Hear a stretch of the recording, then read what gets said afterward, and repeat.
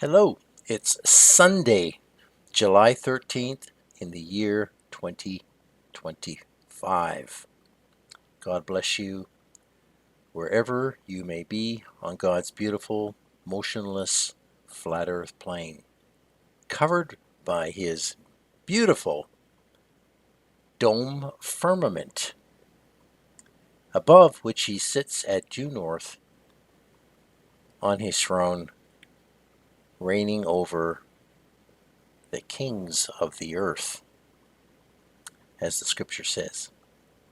Welcome to Darkness is Falling, video number 396 in this now expansive educational series exposing the Jesuit Vatican shadow empire as the true cause of all revolutions, genocides, war, and deception for the last 500 years. This wicked empire is the one and only candidate for the fourth iron Roman beast system described trampling and crushing the nations in the prophetic books of Daniel and Revelation. And for all those who are still wondering, is Rome really Antichrist? Is Rome really Babylon? Look no further than Revelation chapter 17 and 18. It's very, very clearly described there. And why people cannot see this or understand this is beyond me. But people are preaching all kinds of antichrists that are not biblical. And if that's you, you had better go and get your antichrist right, because there's only one Antichrist, and he comes out of the Roman Catholic cult. And of course, that can only be the papal beast, the Pope.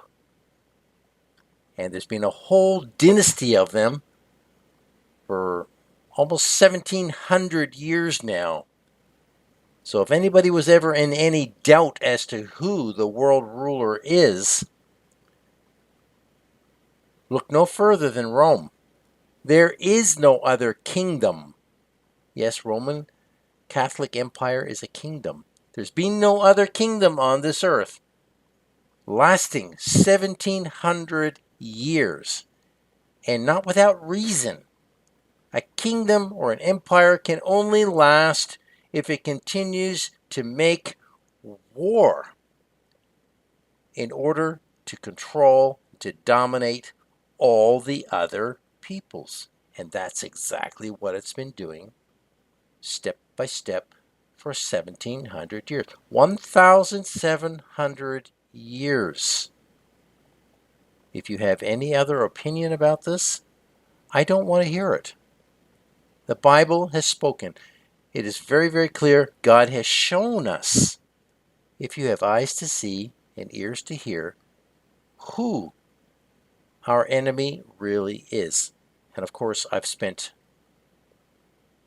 going on 10 years now, and now in nearly 410 videos explaining who the enemy is, why, how, where, what. I've answered all the questions about our common Roman Catholic enemy. And yes, they are the enemy. And yes, that empire rules the world.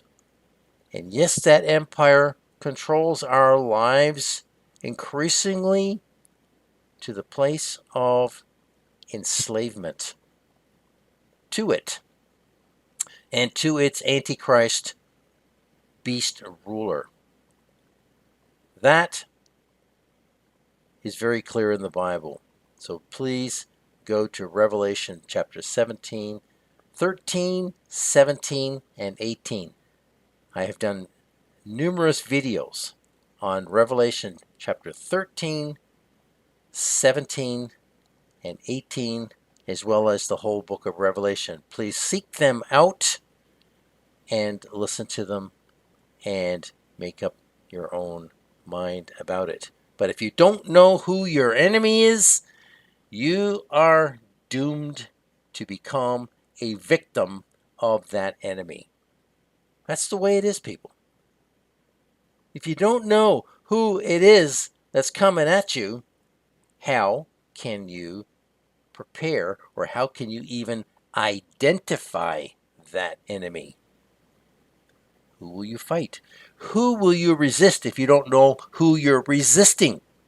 You see, it's that simple, but people still cannot see this, amazingly, and it's because they are doomed never to see it. They don't want to see it. Now, thank you to all of you who keep in contact with me, and always I appreciate your contributions and your encouragements. And if my response to you is a bit late, then please be patient. And as I am usually in catch-up mode between video messages. And to those of you who have been praying for me and are praying for me, I want to thank you so much. It makes all the difference. It's all that I will ever ask from you or for anyone who is listening to these messages. It really is the greatest thing you can do for me, because prayer sustains me in these 6-day cycles where I'm researching and preparing a new message. So thank you to all of you who have felt, or God has put it on your heart to regularly pray for me, because that's what I really need. Now, let's just have a quick look at news, things that are happening in the world that are really beyond belief.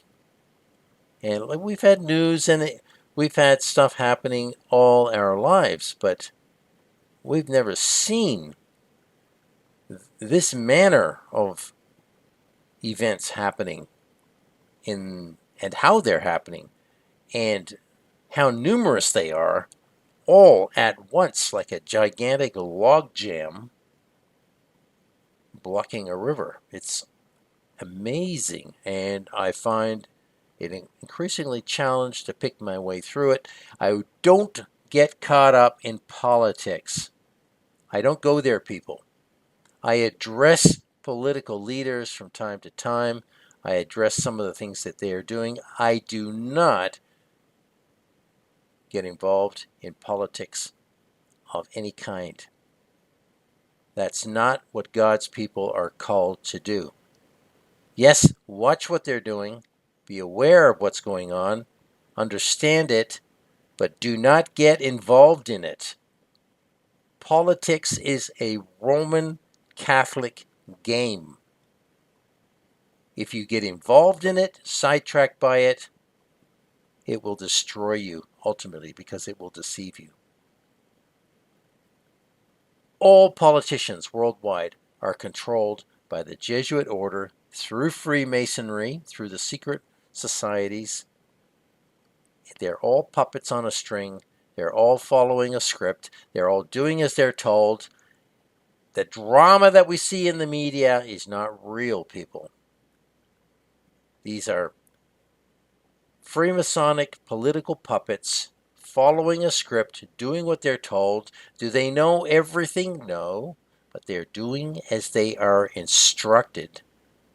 And it's all, with them all working together, it brings the beast kingdom closer and closer and closer in all its totality. It's here now. We've been living in it all our lives, but it's increasing and coming into its totality, its absolute power and wickedness. And all politicians are helping this agenda be realized by the Jesuit order. So please do not get involved in politics. I only address it wherever I feel it's necessary to warn people not to be deceived by it and to understand where this is all going. Now, gasoline cars,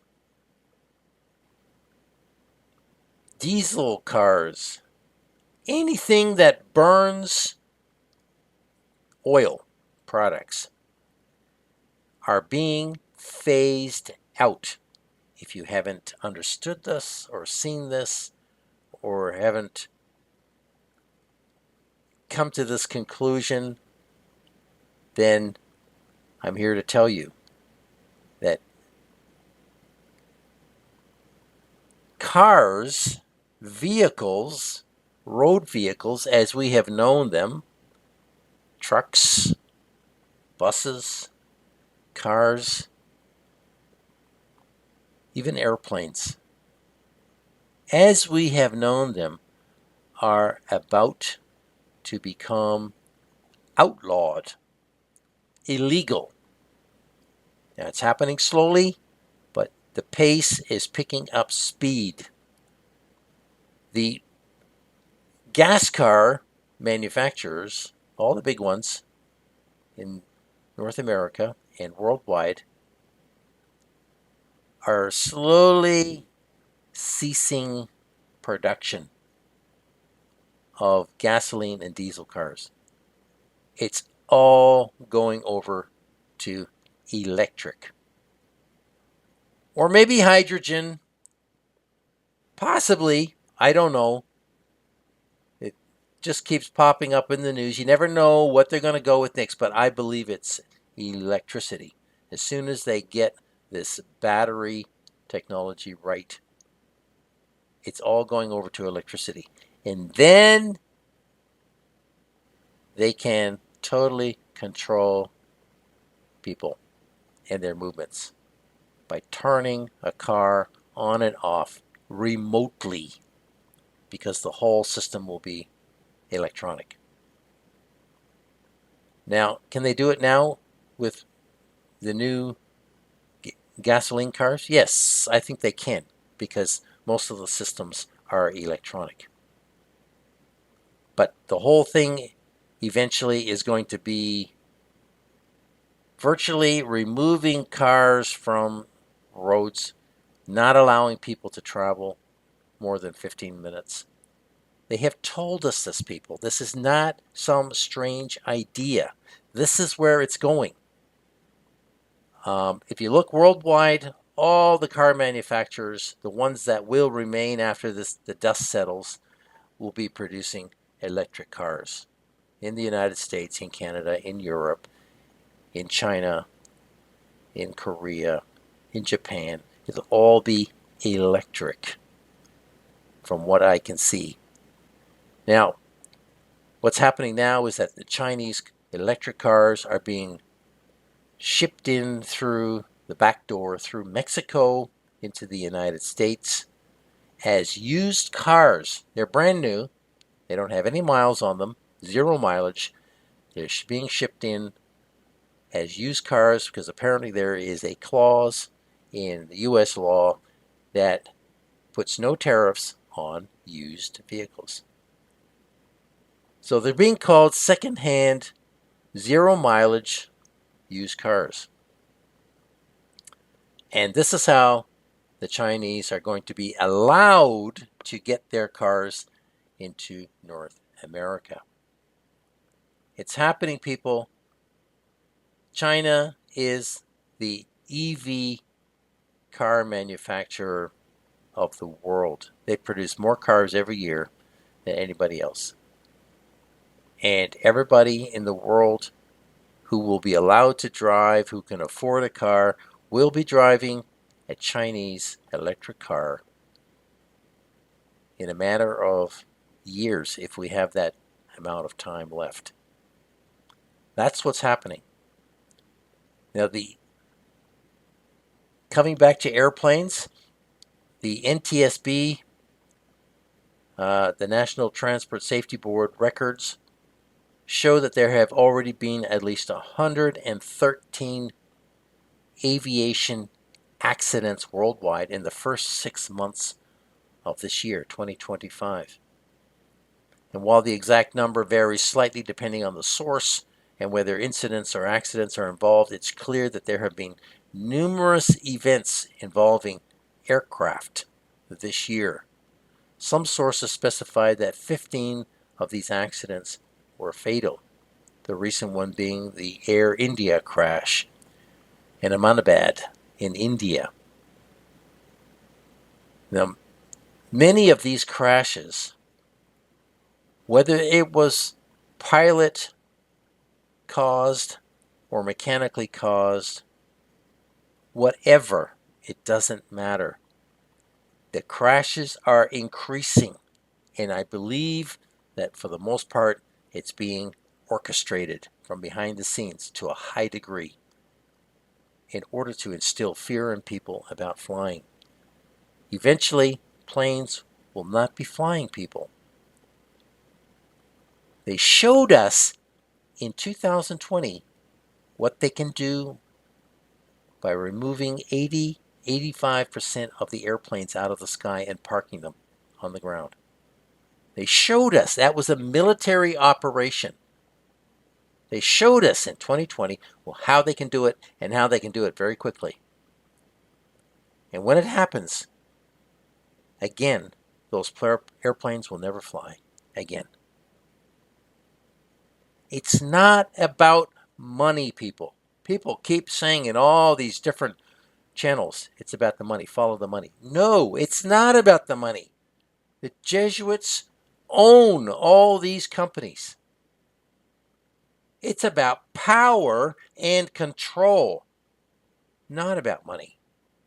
It's about using the resources they have to bring people into their power, under their control, and that's what is going on. So they don't care about grounding all the airplanes in the world and the billions, trillions of dollars involved. They don't care. They've already done it once, and they'll do it again. So fear, creating worldwide fear through regular airplane crashes, the fear of death, the fear of dying, is going to eventually reduce airline traffic and eventually stop it. Also, there's many, many problems with pilots who are sick, fatigued. The vast majority of them, I would say all of them, have had the shots and continue to have the shots. They're under pressure by the companies to maintain the shot regime, and they're sick. Many of them are regularly sick. Many have retired. That's why there's an airplane pilot shortage, and many have died. And this is not going to stop. This is going to keep on going, people. So, those are the two things that I really wanted to point out today. The removal of the disappearance, the end of gasoline, diesel cars, as we have known it for 100 years, more than 100 years, and the end of airplane travel for the majority, for the vast majority. Now, I've selected another group of YouTube channel story screenshots to look at and to comment on. Please be aware that this is a random sampling chosen to illustrate the current state of the world and how deceived people really are. It is very, very dark out there, people, spiritually. So let's have a look at those screenshots now, and I'll just discuss them a little bit.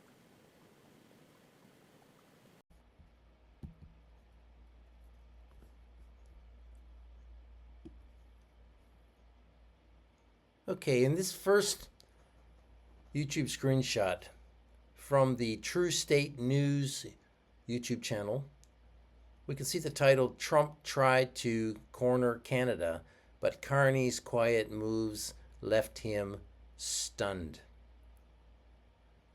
Trump's tariff trap failed. This is the nonsense, once again, that people are consuming. 29,000 people so far or more have watched this video and been totally sensationalized by this nonsense. These two men work together. Trump is not stunned. He's not surprised, shocked by anything, because what he is doing is all planned. So this is the craziness. These sensational stories are produced either by trolls, by people who know, or by people who are absolutely ignorant of what is going on in the world. And these stories deceive a lot of people. Do not be distracted by them.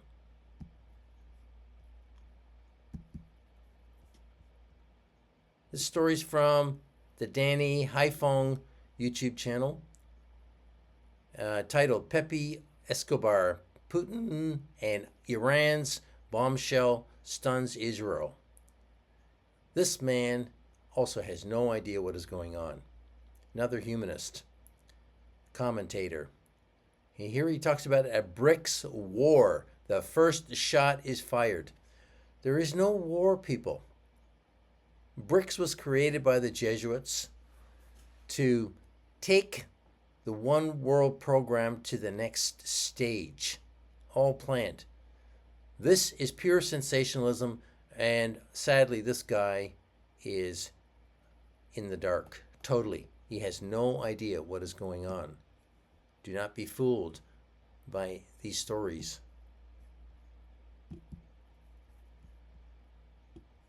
From the Malin Baker YouTube channel. We don't want an emperor. World slams Trump tariff demands. The world has had enough. This man also has no idea what is going on. We don't want an emperor. This is all theater, political theater. These people have been told to create BRICS and to make it look like Donald Trump is the emperor and they are resisting him. No, they are working together to create this illusion that we see happening in politics, in the news, in the media. So be very, very careful.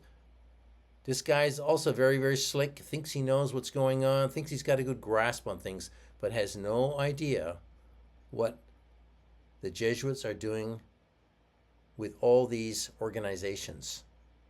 It's all done through organizations. Here's one from the Cyrus Jansen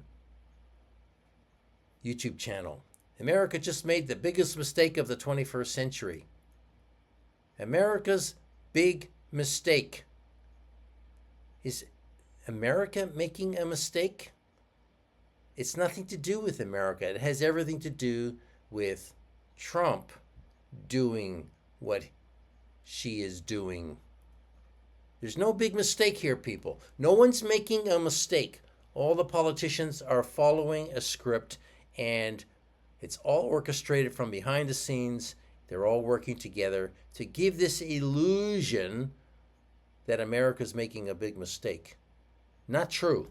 Do not be deceived by Cyrus Jansen and all his stories, because once again, he's a humanist. He has no idea what's going on and where this is all leading to. They have all rejected God's word, people.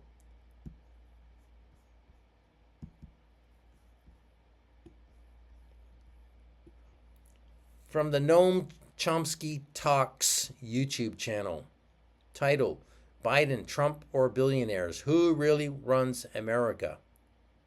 Biden and Trump are just puppets. That's true. That's true. That is absolutely true. Biden and Trump are just puppets. Here's who pulls the strings. Now, this is where this guy is not going to tell you the truth, because he doesn't know who pulls the strings. He himself is an academic puppet commentator. So, once again, the story is not going to lead you to the truth. It's going to lead you back to billionaires control everything. No, they don't. Billionaires have their money. They've been put into that position with their wealth and status to make us believe that they are running the shots. They are not. They are beholden to their Jesuit masters, whether they know it or not. They are beholden to a higher authority. And Noam Chomsky is not going to tell you the truth about this. Because either he doesn't know, or if he does know, he will not say anything for fear of his life.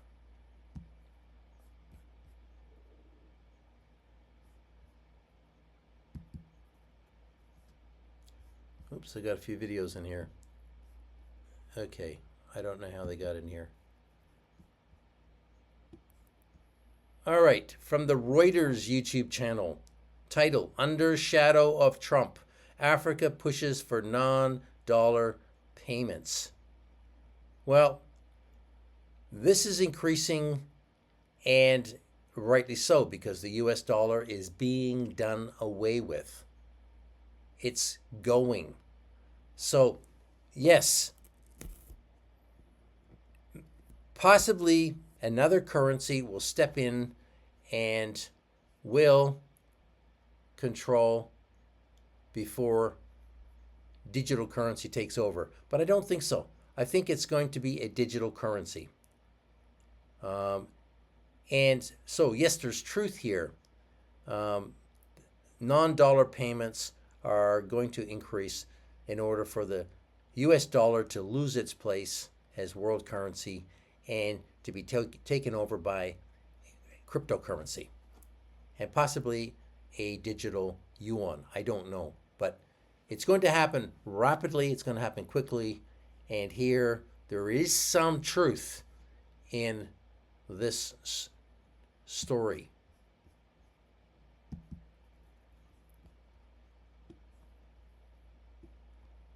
Here we have a story from the China Perspectives YouTube channel, titled, How China's Digital Yuan Changes Money Forever.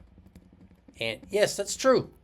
But the digital yuan is no different to any other digital currency, except that it is being used to deceive people into believing that China is rising, the US is disappearing, and that China is going to rule the world. And that is not true. But they're all trumpeting this same viewpoint that China is the new hegemon. It's going to rule the world. No, there is going to be a one world system. No country is going to rule because the beast is going to rule. He's ruling now from behind the scenes, but he's going to come forward at some point. So this is, once again, a deception from Miriam Wickertsheim. And once again, a fake Jew. And many of these channels on YouTube are controlled by fake Jews and putting forth these stories. Do they know the whole story? No. But they're parroting false narratives that deceive people. And that's my point. Do not be deceived by these stories.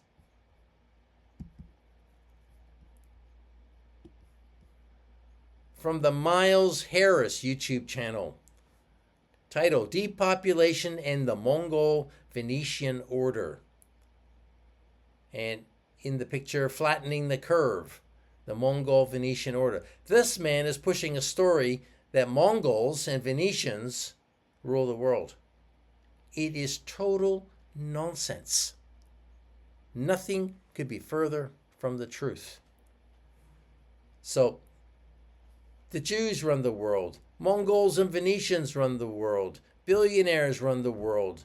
The Illuminati runs the world. The deep state runs the world. It's all nonsense, people. It's not what the Bible tells us. The Bible tells us that Babylon, the Babylon world system, is Rome, and gives us plenty of indications plenty of details to tell us that that is the case. So this man, again, is telling a false story, a false history. Do not be deceived by these people. Where do they come up with these ideas? It's fantastic how they make these stories up. There's millions of people doing this, making up stories. From the Business Basics YouTube channel, this is CIA Propaganda 101. This channel is terrible. It's pro-America and anti everything else. And once again, we've got this false narrative. We've got a worried looking Z in the picture there. He's not worried at all. Title: Israel and the U.S. just exposed China's military scam. There's no military scam. Everything China is doing was given to them by the U.S. intelligence. That is why they can do what they are doing. It's time for U.S. to go down, China to come up, in order for the Jesuits to complete their deception. China is panicking? China is not panicking about anything. And on Xi Jinping and Donald Trump working behind the scenes together. They are not fighting each other. There is no conflict. They are working together to achieve the beast's one world agenda. And it has to come through constant conflict and division and chaos. That's how the devil is bringing his one world system of control into being. He can't do it all at one time. It's incremental over many decades, centuries. He works through violence, chaos, changing borders, killing off groups, population control. That's how it works. And this whole scenario with China is the next stage in this process. Unity out of division. Centuries of division. That's what's happening.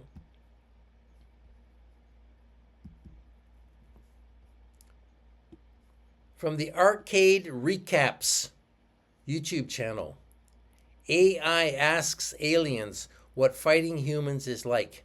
Alien soldier interviews. Now, this is the garbage that 245,000 people and possibly millions ultimately will watch and think is real somehow. This whole thing is AI produced.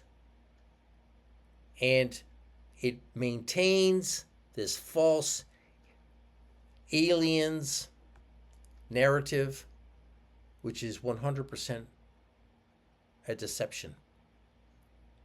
Aliens fighting humans. No, there's no aliens fighting humans. There's just humans fighting humans. And all directed by the Jesuits.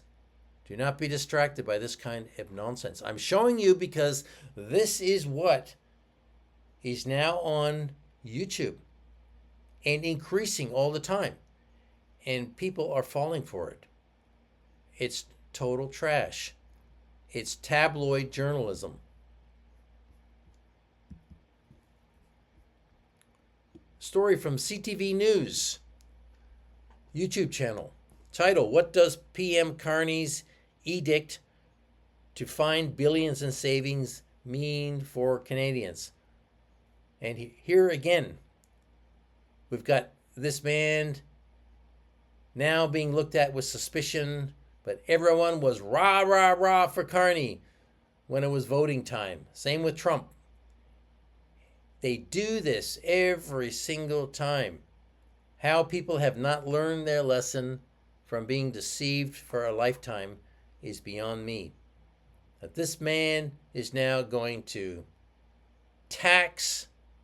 increase taxes until people cannot afford to live anymore in order to pay for the increase in military spending by NATO. They're all working together to do this, people. And of course, I've been talking about this in many videos. So, watch the military involvement increase, the military expenditure increase right across all nations as we head toward the final battle of Armageddon in the Middle East at some point in the not too distant future.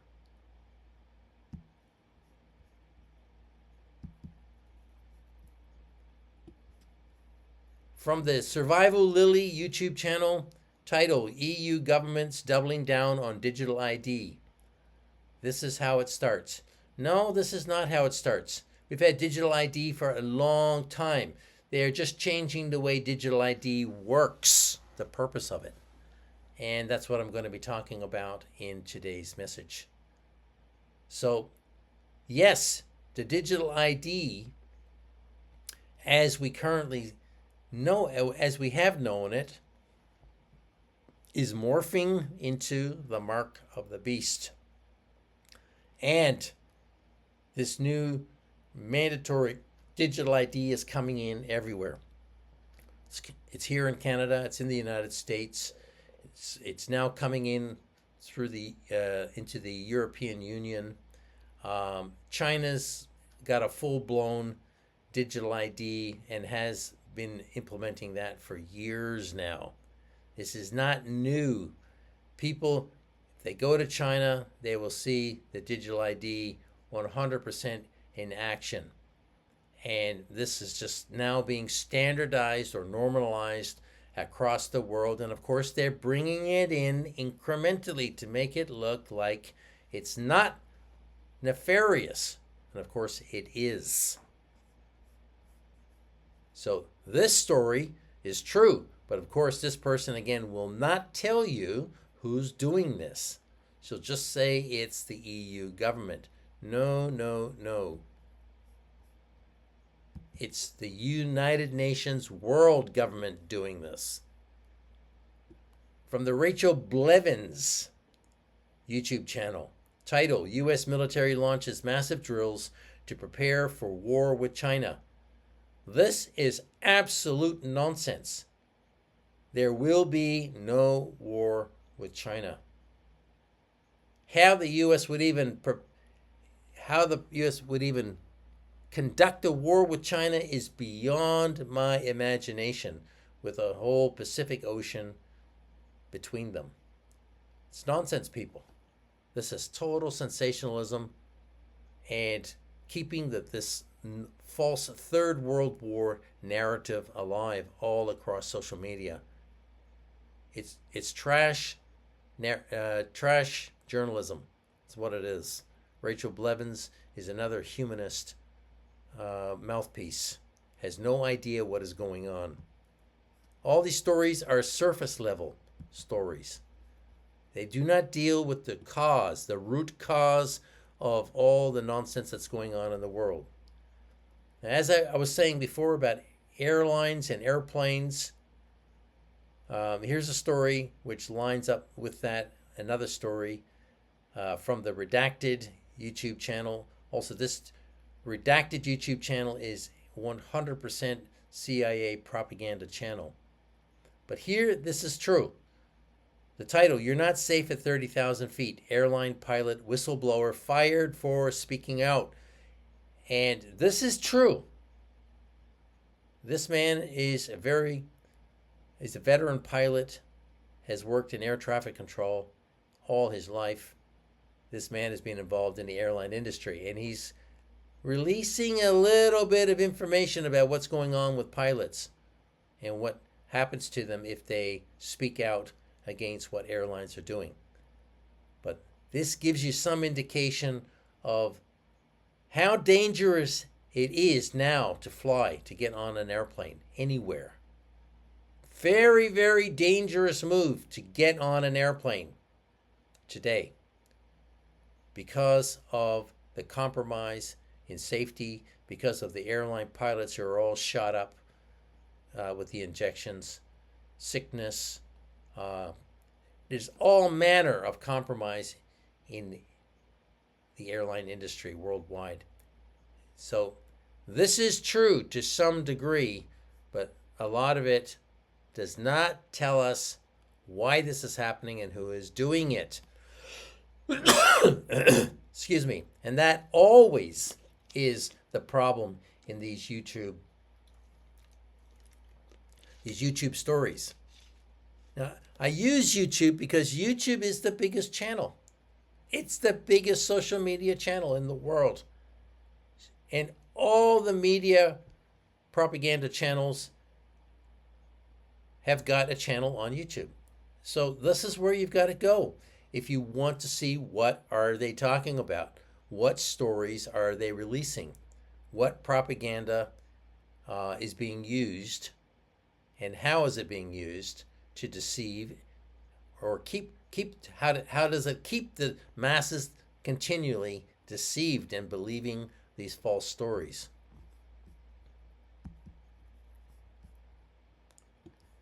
Here's a story from the Harrison Faulkner YouTube channel. The RCMP proclaims traditional values to be signs of extremism in Canada. Trad values equal extremism. Now, the reason I took this story is because this is what's happening worldwide. It's not just happening in Canada. It's not just the RCMP. All authorities now are targeting traditional values to be signs of extremism or of a person leaning towards extremist values. So being traditional now is not good. It used to be a good thing. It's not anymore. If you don't go along with the LGBTQ agenda, if you don't go along with the political agenda, if you don't go along with all the wokeness, all the craziness that's going on in society, if you hold traditional values, you can be declared to be an extremist. And that is what is going on worldwide. That is how they are targeting people. And so I needed to put this story up because this is what this whole video is all about. And this is happening now. And it's not just in Canada, it's everywhere.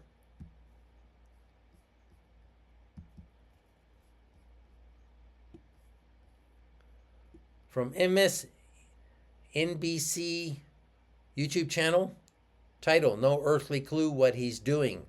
Psaki shreds Trump's poor grip on his own reality, I guess she's going to say. No. He knows exactly what she's doing. All planned, all scripted. Trump does not do what she wants. She is given a script and told what to do. She knows exactly what she's doing, and she does not care about America, Americans, does not care. These people cannot understand this because they are so imbued with Americanism, patriotism, nationalism, whatever you want to call it, that either they can't conceive of a person, the president, doing this, or they know and they're not saying. It's always one or the other. So no, this story is totally misleading. Trump knows exactly what she's doing. She's been told to do it, she gets paid to do it, and she is doing it because she obeys the Pope. She obeys her Jesuit overlords. She doesn't care about Americans and their suffering, their difficulties. Doesn't care one bit. That's long gone.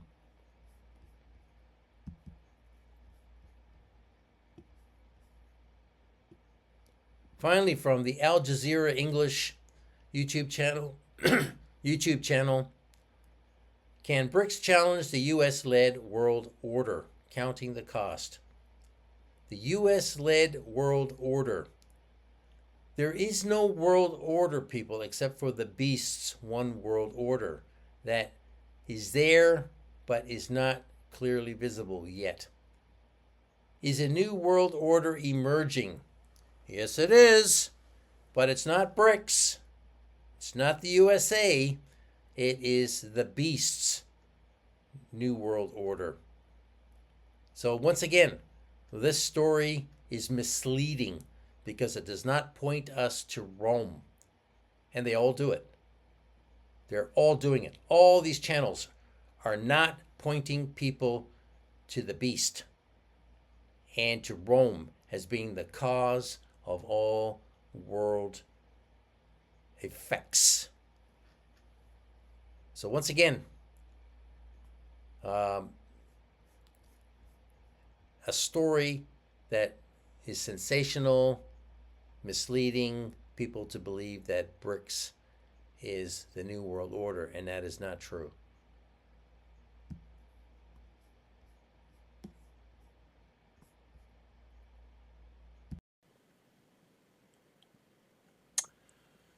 In this video message, I'm going to attempt, again, I'm always attempting, an overview of the topic of personal ID.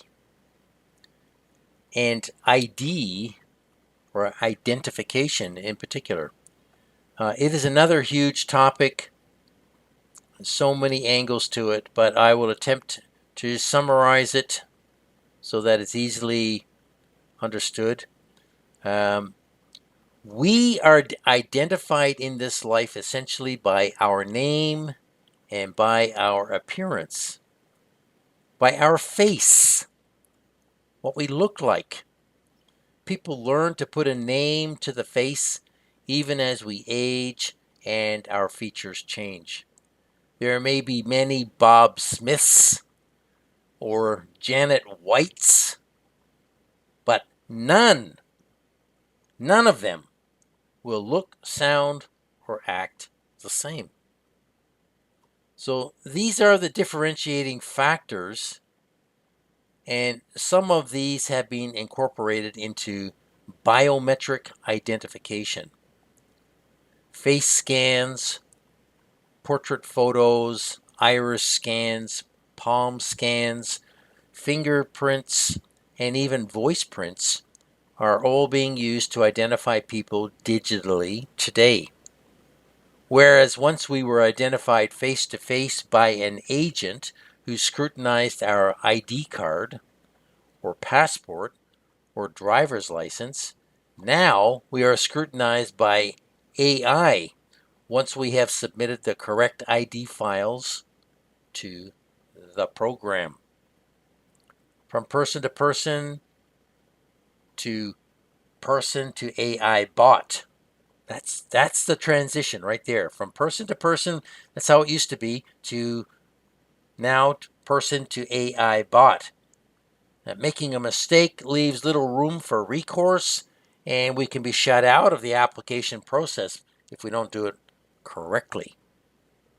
There is no person, excuse me, to appeal to in order to correct the mistakes. AI makes no critical assessment of who we are as a person. It's just a program. It just wants the correct numbers and pictures in order to validate a request or a transaction. It is just following software protocols. A life may be hanging in the balance because of this transaction between person and AI, but it doesn't know or care. It just wants the correct file data to match. That's it. Does it sound impersonal? Well, that's because it is impersonal. That's what we're moving to. We're moving away from person to AI. That's just how it is. Documents used to represent a person. You could bring your ID and hand it with your hand. You can hand it to somebody for them to scrutinize. Now the digital document file is the person. Let me say that again. The digital document file is the person. It is you and I. The contents of the file represent you and I. They become us, in a sense. The computer can't know otherwise. Once the ID documents were presented by hand, like I said, to another person. Now the ID document is a file that has become who the person is, and that is presented to a computer program. It's very bizarre how this is happening. So ultimately, the digital ID file in the computer program will be stored in the human body for scanning when necessary to make a transaction. Let me repeat that again. Ultimately, the digital ID file in the computer system will be stored in the human body for scanning when necessary to make a transaction. A lot of people don't seem to be able to get their head around this, and yet people are doing it every day by waving their phone wallet over a scanner. They are just one step away from waving their hand over a scanner, and yet even that is being done in different places in the world already, particularly in Sweden, where they've been training people to put a chip in their hand. It's not what is the final mark of the beast, but it is representational. It's, yes, like a precursor to the final mark of the beast microneedle patch injection into the body. So people are being trained to accept it, and yet, in many ways, people will not listen to this explanation when you tell them. It's amazing at the blindness and the refusal to face up to the truth. Now, once again, I've prepared a slideshow presentation for you so that you can see both, so you can see and hear the information being presented. You can see and hear the information both ways. It seems to be helpful to many, many people. So I'm going to continue to do that where I can. So let's have a look at that slide presentation now about ID.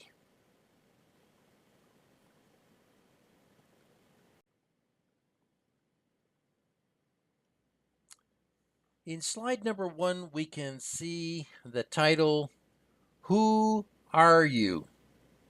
And When Biometrics Become the Final Prison. Now this message changed 2 or 3 times before it became this slide presentation, and this happens to me often. Sometimes what I thought I was supposed to write becomes something else over a period of 4 or 5 days. It's just the way God deals with me personally, and I'm never too surprised when this happens. I just know that God knows better than I do what needs to be said, so I have learned to wait for His Spirit to lead me and to change whatever I believed I was supposed to be doing. And it turns out that this message is about personal ID and its place in bringing about the final mark of the beast and control, total control over a person's life. Now, the picture in the slide shows a person waving their hand over a scanner to complete a financial transaction. The electronic body implant in the hand stores all personal information, enabling identification and then a transfer of funds or a service transaction or whatever. Now, this presentation is about ID and how it has morphed over hundreds of years from handheld documents to handheld cards to handheld mobile phone devices to hands-free, in-the-body, near-field communication or NFC RFID implants, which is the next and final step. Now, I will attempt, like I said, to do an overview of this very extensive subject. I will skip over a lot of details so that the structural body of information remains connected and cohesive. Please use the information as a starting point for your own investigations or research about ID. My website address is at the bottom of the slide. Once again, darknessisfalling.com. And I encourage any of you listening to use the resources there while they remain available. All my blogs and videos can be read or listened to there on the website, and the videos can be downloaded and recorded along with many PDF files and documents. So please go to darknessisfalling.com and use those resources while they remain online.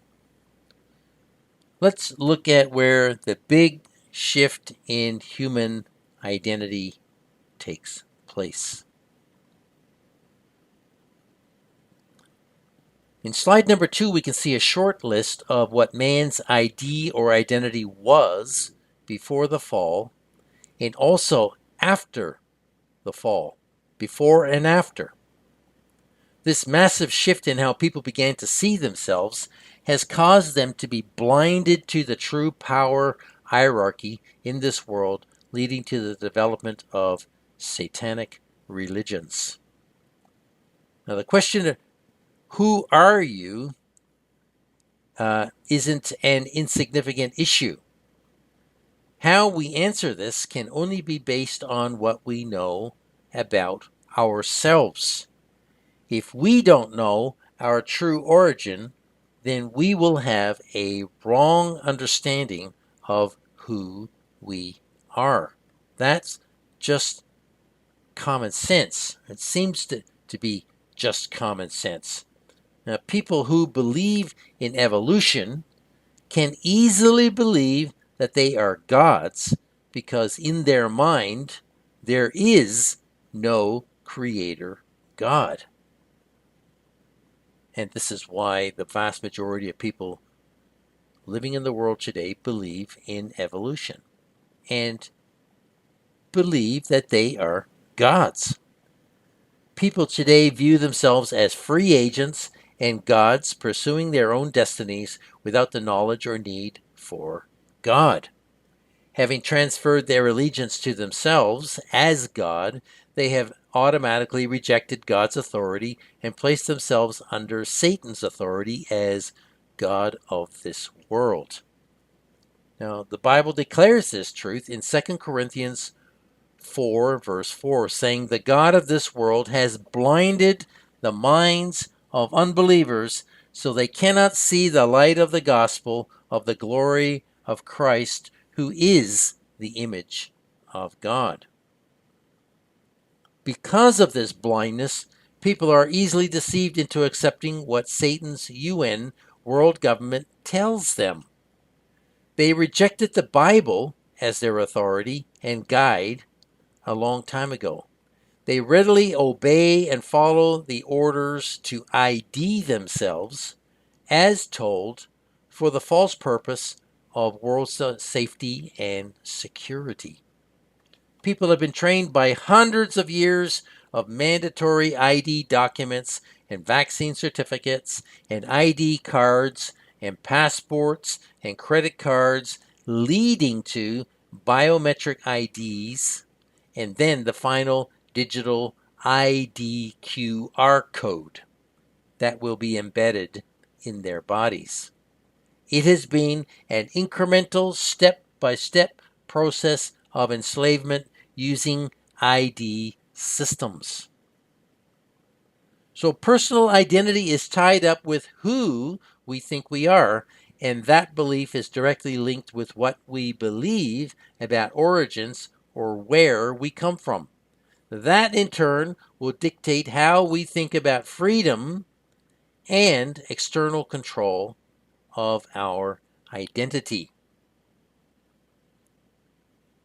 So, looking in the slide, we can see that before the fall, man was created in God's image like God and was immortal.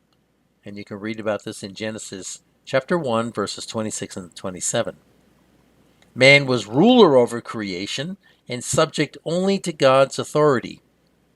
And you can read that in Genesis 1, verse 28 and Genesis 2, verse 19. The relationship of man with God was based on confidence, trust, love, and obedience. God walked in the garden in the cool of the day with man, and this appeared to be a regular, routine meeting. And this is inferred in Genesis chapter 3 and verse 8. Finally, God trusted man because he was made perfect in every way. And you can read about that in Genesis chapter 1, verse 31. Now, after the fall, man became enlightened to know good and evil like God and Satan. And you can read that in Genesis chapter 3, verse 22. Man's relationship with God changed from love to fear and from righteousness to guilt. And you can read about that in Genesis chapter 3 and verse 8. Man listened to woman rather than to God, and by doing so, inverted the hierarchy of authority. And you can read about that in Genesis chapter 3, verse 17. And this is the beginning of all social power struggles. This is the beginning. Satan reduced man from king of the world under God to slave of his base desires, and thus slave to sin and deception. And you can read about that in John chapter 8, verse 34, Romans 6, verse 16, and 2 Timothy 2, verse 26. So let's have a look at an overview of the history of ID. In slide number 3, we can see a simplified timeline for the development of personal ID media. We start off with fingerprints on the left of the picture in the first node in the mid-19th century, being used systematically by authorities to identify people for different purposes, whether dead or alive. In the second node in 1920, we have the first agreement by world leaders to institute a passport system for citizens for travel by ship, train, and then air, and that began to accelerate across continents. And that was all orchestrated by the League of Nations in 1920. Then, 85 years later, in the third node, in the center at the top, we have the development of handheld mobile phones with cameras which can record, store, and transfer personal documents and files. You know that camera on your mobile phone? Excuse me.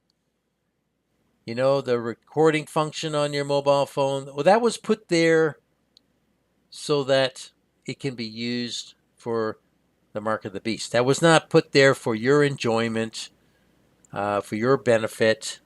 for your convenience. It was put there so that you can inevitably use those functions to enslave yourself. Now, what isn't shown in this timeline is the smallpox vaccine card, which was required by the early 1940s for international travel.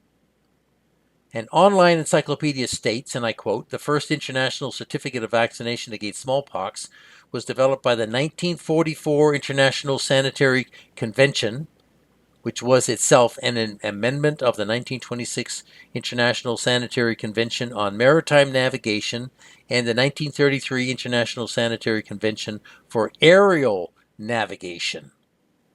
The initial certificate was valid for a maximum of 3 years." So the International Sanitary Convention would become the World Health Organization only 4 years later in 1948. So this is a very, very important part of ID progression through the 20th century is the vaccine card. And they don't even mention it here in this chronology in the slide. It's because they don't want people to link all the connections together. That's why. Now, the fourth node in the chronology at the bottom on the right is pictured as a fully digital ID that can be used to access all services online via a QR code on the blockchain. And this is where we are at right now. Now, the fifth node with the question mark is the IDQR, microneedle patch mark of the beast in the right hand or forehead. That's why they haven't identified it, people. They just left a question mark there.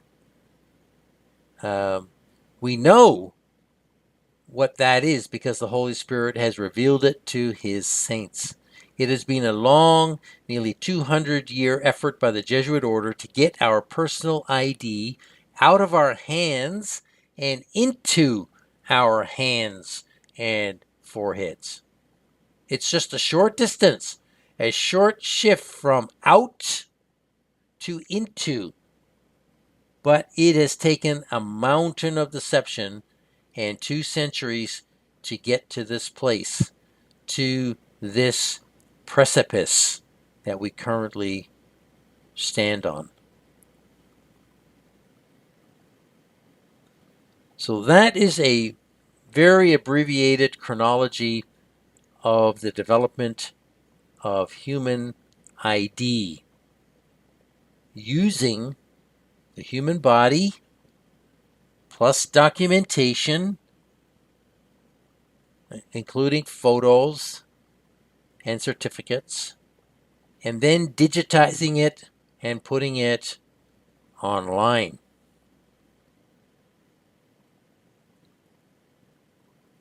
Now, in slide number 4, we can see 2 pictures of examples of vaccine certificate IDs necessary for international travel. The one on the left is from Toronto, Canada, dated 1919, which was right in the middle of the fake Spanish flu epidemic.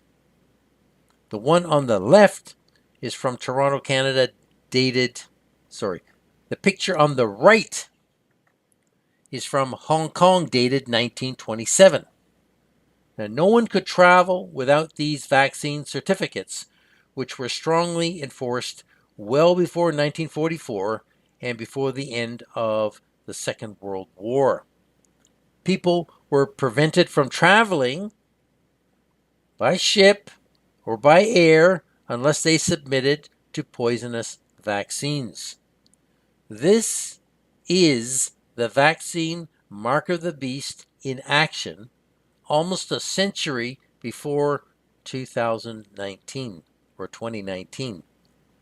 These handheld paper vaccine documents are now digital files on a computer or mobile phone.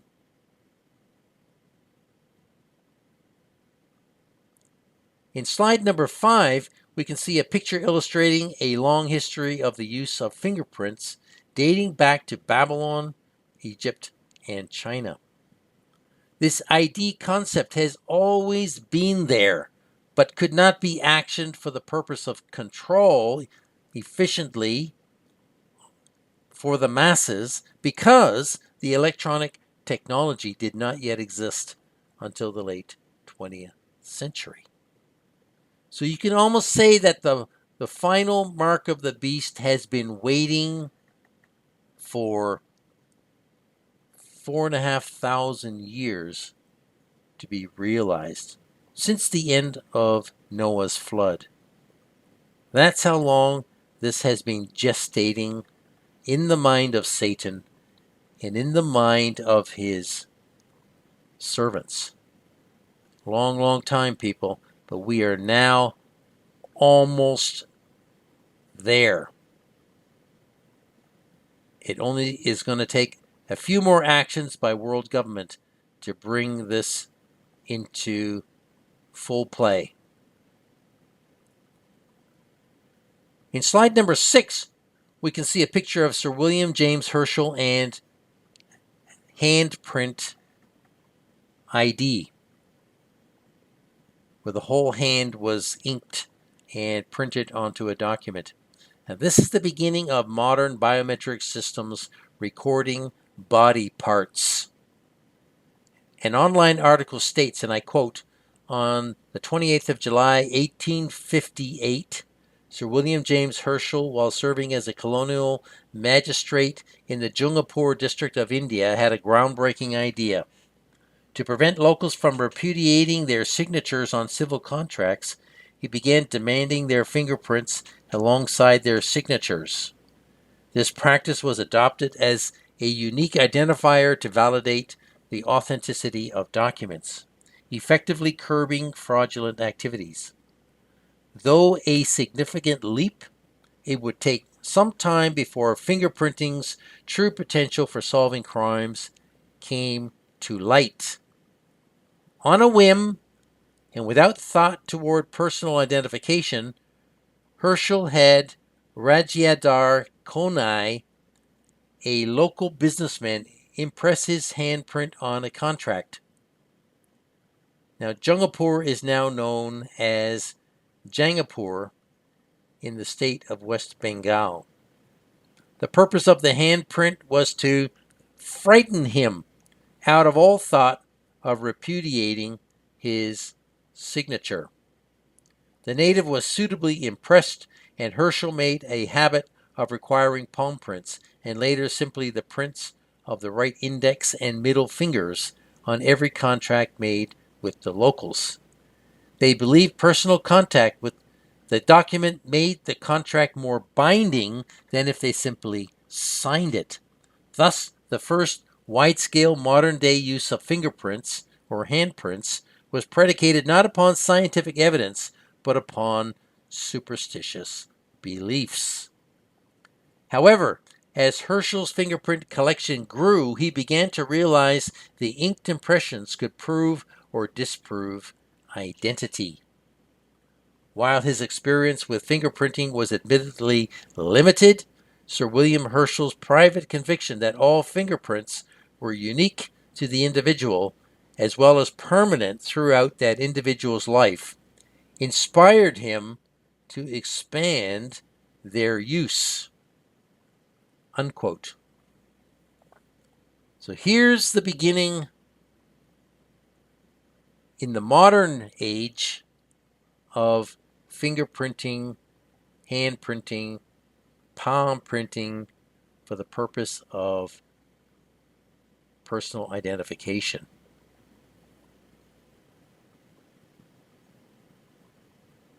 In slide number 7, we can see a passport-style document of the personal details of one Vukotic, including fingerprint ID. Fast forward 34 years from Herschel in India to 1892, only 34 years, when Juan Vukotic, an investigator working in the police department of La Plata, Buenos Aires, Argentina, took fingerprinting to a whole new level. Vukotic developed a system for classifying and identifying individuals based on their fingerprints, calling it dactyloscopy.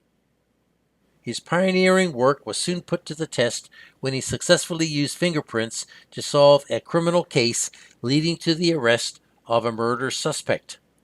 This landmark achievement marked the beginning of the global acceptance and implementation of fingerprint identification in criminal investigations. Unquote.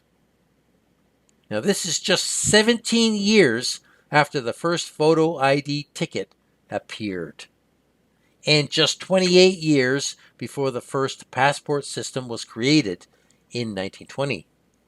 So we can see the building blocks for personal ID or collecting personal ID are coming together in the 19th century.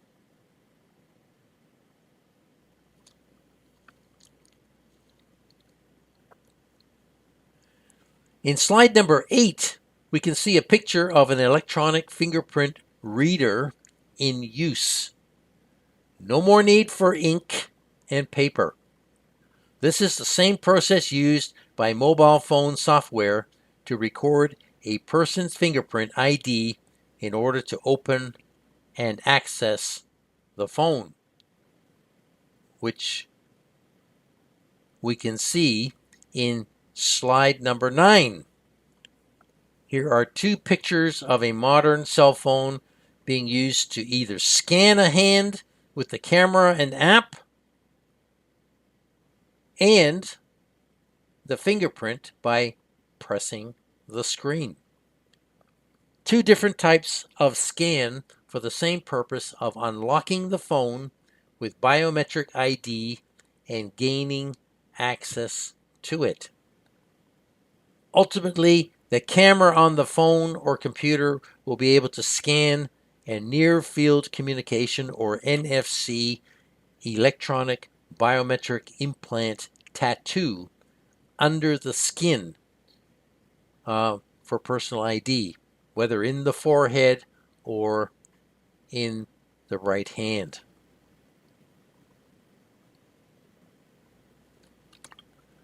In slide number 10, we can see a picture that seems pure sci-fi. Hollywood was showing us this in movies more than 20 years ago. The movie Minority Report, released in 2002, comes immediately to mind. This tech became a reality with the development of smartphone touchscreen technology, which really took off with the first Apple iPhone in 2007, only 5 years later. Biometric scanning of fingerprints or retinas or facial features is now old hat. What world authorities are continuing to hide is the true microneedle patch in the body implant that will contain all personal information or ID, and which will make scanning for the sake of payment or identification a simple wave of the hand like magic.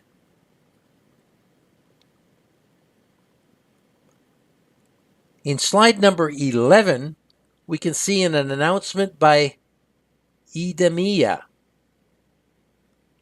partnering with My Family ID in order to record children's fingerprints to create digital IDs.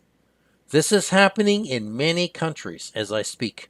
Everyone is going to go along with it and believe that it is a wonderful thing, a miracle of technological progress, and no more lost or stolen documents and cards. Now, thank you to Crystal in Las Vegas for sharing the video containing this information on the IDEMIA biometric ID technology. Much appreciated. The motto for IDEMIA is unlocking the world. Now, what they really mean is unlocking personal ID and then using it to track and enslave each person. IDEMIA is a French multinational technology company headquartered in Courbevoie in France. Excuse me. It provides identity-related security services and sells facial recognition and other biometric identification products and software to private companies and 600 state and federal governments worldwide. Please note that EMEA, or EMEA, spelled E-M-I-A, is a suffix from the Greek literally meaning blood, or referring to the presence of a substance in the blood. For example, anemia. So EMIA, when you put ID and EMIA together, you get the meaning ID in the blood. Now that is interesting. So is that the purpose of this acronym? EDEMIA? Is that what it's supposed to mean? ID in the blood? We're left to guess whether that is the case or not. Now you can see in the slide, the claim is that EDEMIA partners with My Family ID to enable families to easily create digital IDs and capture children's fingerprints that can be accessed anytime, anywhere. In slide number 12, we can see 4 pictures from EDEMIA describing the process of identifying a person on a mobile phone by fingerprint or face scan. Easy as 1, 2, 3. Everyone will love it and be seduced by the convenience of digital ID, even though it isn't even a necessity in daily life yet. We have been coerced into believing there is a threat of hackers who are out to get us when there really isn't. The Jesuit media is constantly creating fear, hyping fear over stories of victims being hacked. Any threat of being hacked is pre-planned and coming from the Jesuit Masonic agencies, groups, or corporations, I can assure you. There are no Lone Rangers out there hacking people's devices. It's all pre-planned if this happens. So you can see in the slide, you have your mobile biometric check. You scan, number 1, you search, number 2, and you identify, number 3. You identify or verify, number 3. People in the billions worldwide are now doing this on a regular basis. This is not something that is coming. It's here now. It's standard procedure. In slide number 13, we can see a picture on the left in the slide of the first ticket ever produced with photo ID for the Philadelphia Centennial Exhibition in 1876. Just in case you were wondering if the person who created this photo card, his name was Notman, was a Freemason, well, the picture on the right will tell you all you need to know. I think his name was William Notman. I think that's his first name. I didn't take a picture of him because I didn't deem it was necessary. But you can find him. You can see in the picture on the right in the slide, it will tell you all you need to know. Notman was connected to both British and French royalty and lived a charmed life with all doors open to him wherever he went during his life. He was a very successful and innovative photographer who was based in Montreal, Canada. An online article states, yes, and I quote, William Notman was a celebrated photographer born in Scotland but living in Montreal who came up with the idea that generated the modern photo identity card. Large expositions in cities around the world all experience the same problems, properly identifying employees, exhibitors, press, and officials who made trips to and from an exhibition site. A signed card or pass was unsatisfactory as it could be transferred to someone else and fraudulently used to gain access. The solution was called a photographic ticket, used for the very first time at the Centennial Exhibition in Philadelphia in 1876. The exhibition, held in celebration of 100 years since the signing of the Declaration of Independence, was attended by 10 million people from 37 countries over the course of 6 months. William Notman developed this photographic ticket and was awarded the only gold medal of the exhibition by British judges. And there you have it, the precursor of all modern identity documents that use a person's photo to make the document non-transferable. Unquote. Now, this is the beginning of photo ID, innocent enough until it could be used to monitor and track people anywhere. Then it wasn't so innocent anymore.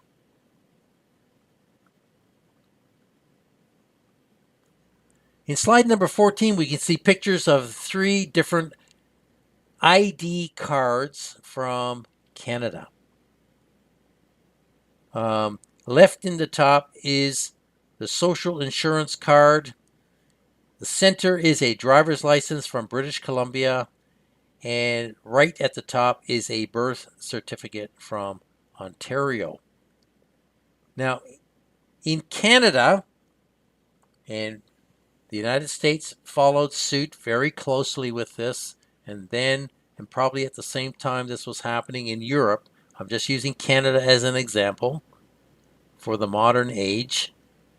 So in Canada, the birth certificate was brought in 1947 as a plastic laminated card, and I have one. The social insurance number was brought in 1964, 17 years later, and is also a plastic card, imprinted card. And the first driver's license was issued in Ontario in Canada in 1927. So interestingly, there was no such thing as mandatory auto accident insurance until 1990 in Ontario, Canada. So you can see that, just on a side note there, that car insurance is a total scam. Now, the reason for presenting these cards is to show you the progression from 1927 to 1947 and then to 1964, the progression of the use of cards for personal identification. Plastic cards were embossed cards because they were durable and they could survive being washed in the washing machine, and they were easy to put in a wallet and to transport. Now, this convenience has grown and grown and grown, and people have gotten used to it, and it is soon going to enslave them. This preoccupation, infatuation with convenience. Now, personal ID cards of all different kinds for students and for both government and private company employees have proliferated everywhere over the last 30 to 50 years. Now, these contain personal ID for security purposes and have been normalized so that no one asks any questions anymore. The gradual conditioning by cards over many decades since 1867 has led to easy acceptance of demands for personal details online in the digital age. Governments, banks, schools, employers have all our details in aggregate. They know all about us from birth, but they pretend that our personal details are private. And people actually believe this. Our personal details are not private and never have been. To think so is an absolute delusion.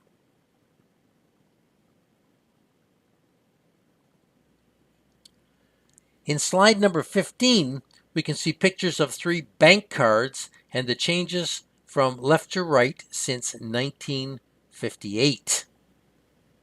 So first it was identity, then it was money. The merging of identity with money. This is a really important development, and it first happened in 1958 with, I think, no, it wasn't 1958, but they're showing here the Visa card. I think it was with the Diners card, was the first credit card that you could carry and pay with. And I think it was 1953 or 54. So gradually we've had this progression of cards carrying identity, merging finally with money, with the credit card, and then ultimately all merged together as a digital ID. So the introduction of ATMs, automatic teller machines, and self-serve banking by Barclays Bank in London in 1967 really turbocharged the use of cards with smart technology embedded in them. They contain all a person's ID protected by a 4-digit PIN number. People have forgotten how novel this card development really was and how it changed the way we looked at personal privacy. So things have really accelerated since 1967 with the first ATM card or debit card. Now, most people took it for granted that the authorities were good guys and would protect the user's ID, his privacy. This trust has been betrayed so many times, and yet there is no alternative to the system that has been created. Everybody must comply with it. It was designed to eventually control and imprison all users. Now, in slide number 16, we can see a picture of the oldest British passport existing from 1636. An online article states that, and I quote, King Henry V of England is credited with having invented what some consider the first British passport in the modern sense, as a means of helping his subjects prove who they were in foreign lands. The earliest reference to these documents is found in a 1414 Act of Parliament document. In 1540, granting travel documents in England became a role of the Privy Council of England, and it was around this time that the term passport was used, simply because people were traveling in and out of ports by ship. In 1794, issuing British passports became the job of the Office of the Secretary of State. In the Holy Roman Empire, the 1548 Imperial Diet of Augsburg required the public to hold imperial documents for travel at the risk of permanent exile. Unquote. So travel documents, ID documents, were essentially for the rich and privileged who could travel until the 19th century, when the working middle class began to travel more freely and more extensively. And this is how gradually ID documents like passports ID cards and credit cards became merged together over a couple hundred years. In slide number 17, we can see a picture containing 3 travel documents. These are just examples. On the left is a 20th century Gibraltar British passport, which looks very similar to what people use today. In the middle is a Hungarian passport dated to 1855. And on the right is a Qing Dynasty Chinese passport dated to 1898. The history of the passport is long and complex, stretching back to at least 1500 BC in Egypt, where people were required to have permission documents before leaving port. Over the following millennia, passport-like documents have been used for varying purposes in many different cultures, and their use has waxed and waned according to the political and economic tides of the time. Now, one of the roles of such documents has been to convey protection upon the traveler. In the Roman Empire, folding tablets called trattoria were used by the emperor, which entitled the bearer to assistance on their travels. And in a similar spirit, modern British passports still request and require that the bearer be afforded such assistance and protection as may be necessary. During the wartime, many cultures have had the practice of issuing documents known as safe conducts, which help guarantee safe passage through enemy lands to those on diplomatic errands or to defectors. Such documents have been used by, amongst others, the Anglo-Saxons, the Muslim rulers of Jerusalem in the Middle Ages, and the U.S. Army during the Vietnam and Gulf Wars. Permission. Perhaps the most fundamental role of the passport has been to convey and administrate permission to travel. In contrast to temporary public debates around immigration, throughout its history the passport has been used by states as much to restrict the movement of their own citizens as to police who can enter. Many cultures have placed strict restrictions on their people leaving the country, sometimes to protect the traveler from danger, and sometimes to prevent them emigrating and taking their skills and money with them. Many countries have also used passports domestically to control the movement of people within the country, with people required to have documents if they want to leave their local province.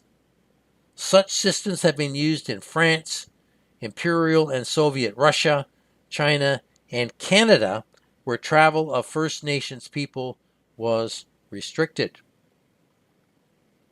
So if you think that restrictions on travel and movement are tight today,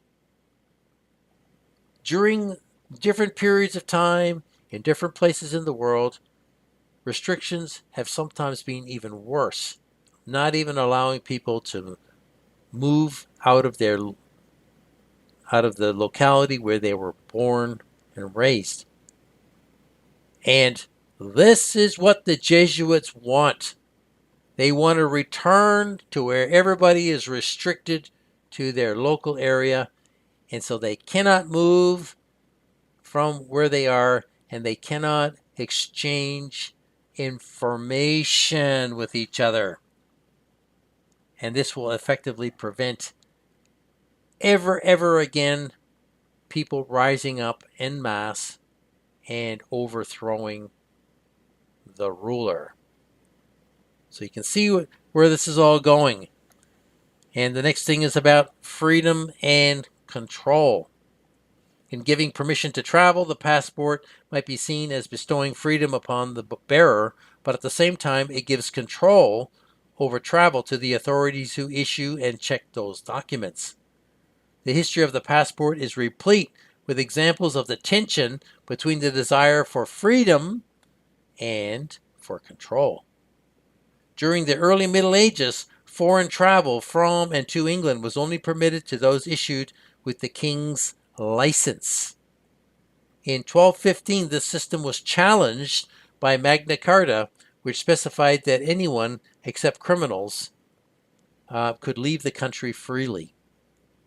Now, such freedom of movement did not last long, and the crown soon regained the power to grant travel permission by issuing passports, which was a function which passed in 1540 to the Privy Council and in 1794 to the Secretary of State.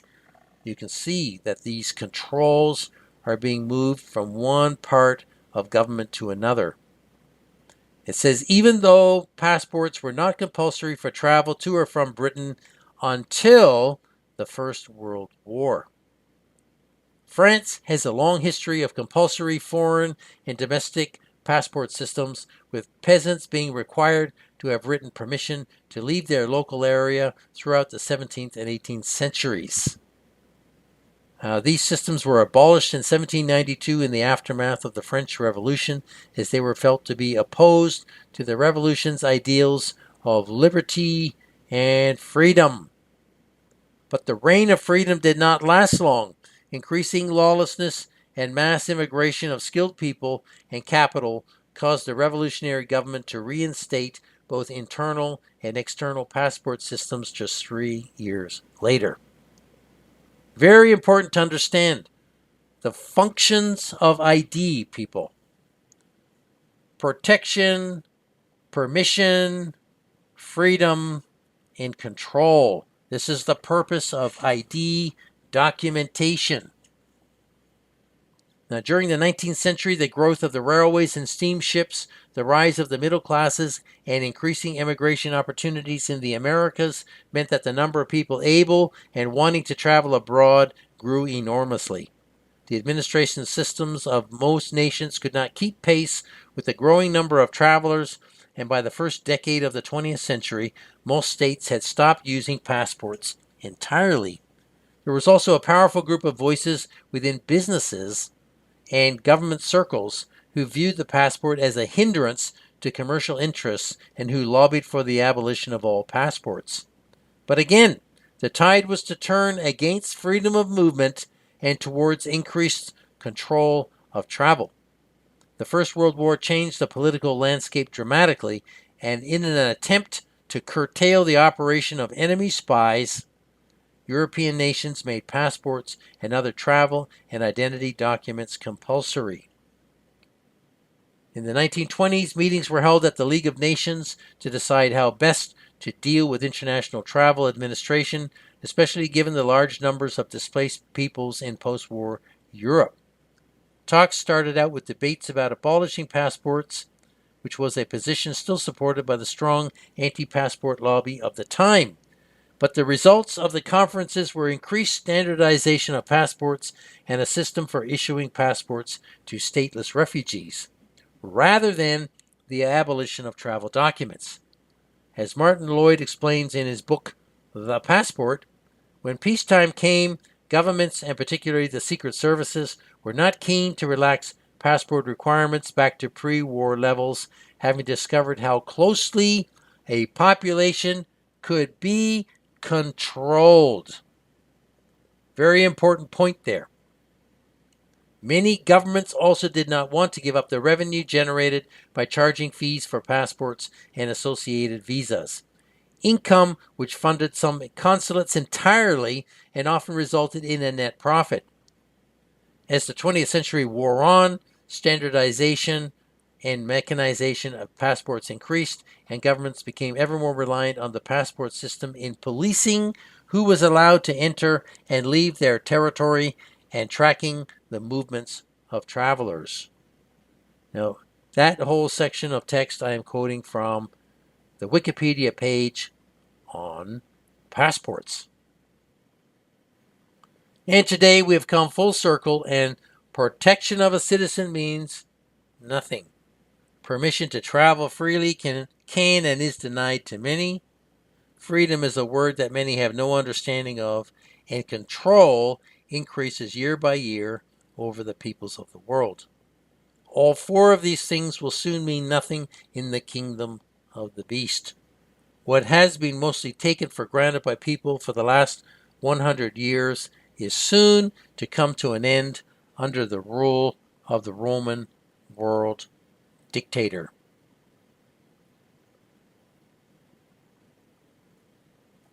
In slide number 18, we can see two pictures. The one on the left illustrates that the new e-passports contain all personal ID. This means that a traveler's personal ID is exchanging freely between every country into which they go. So you can see that the computer system worldwide is linked totally. Otherwise, they would not be able to identify people traveling between countries. They just could not do this. The screenshot on the right lists what information an e-passport contains.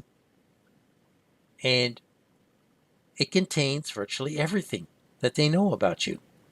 All your details.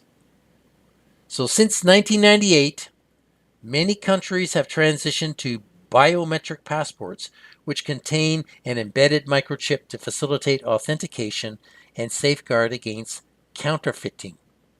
As of July 2024, over 150 jurisdictions issue such e-passports. 150 people issue e-passports.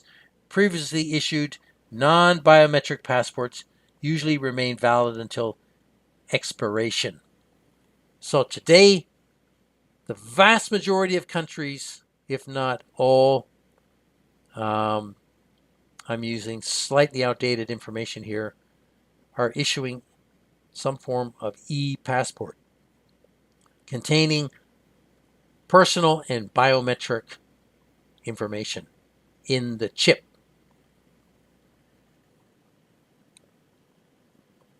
In slide number 19, we can see the biometric scanners that have now replaced passport and security agents to a large degree in many major airports worldwide. This is rapidly leading to a place where a passport in the hand will no longer be required. Just a wave of the hand over a scanner will transfer all personal ID very, very soon. And if not a wave of the hand, just a scan of the forehead will be required. And you can see that's what's happening in the picture in the slide on the right. The woman's face is being scanned by the camera for its biometric features.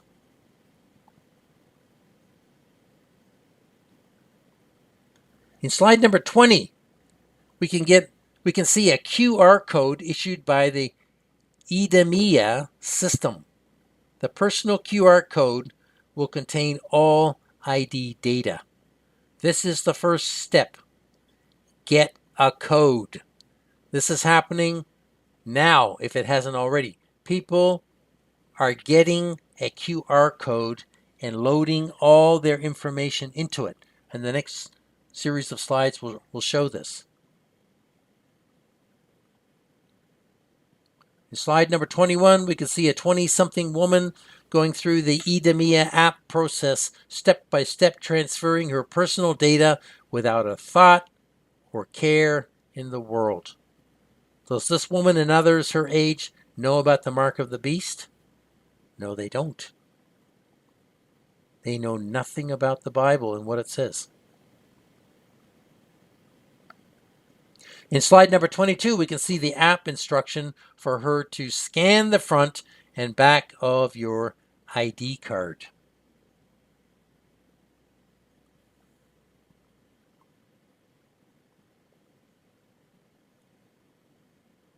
In slide number 23, we can see the ID card being scanned front and back so it can be verified. My question is, verified against what?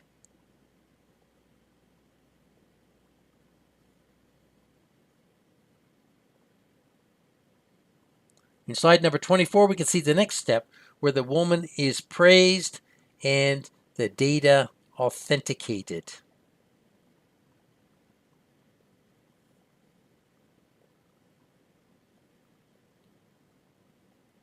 In slide number 25, the next step, taking a selfie, is executed.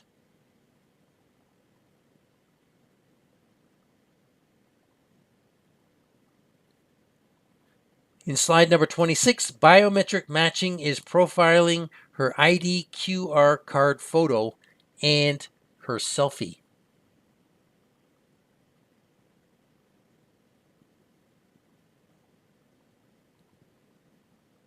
In slide number 27, we can see that both photos are verified and thus identity info is verified and I guess okayed.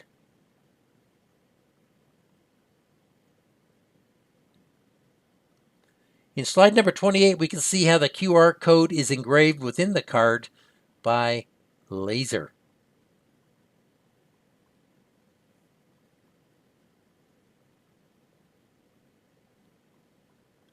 In slide number 29, we can see that a full color photo is merged with biographical data within the QR code, and the data is digitally signed to ensure its integrity.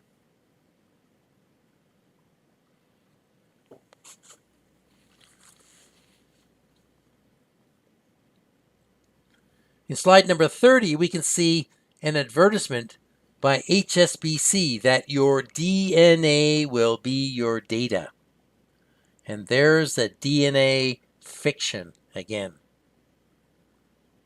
We can see the superimposition of a QR code onto a human fingerprint in the picture.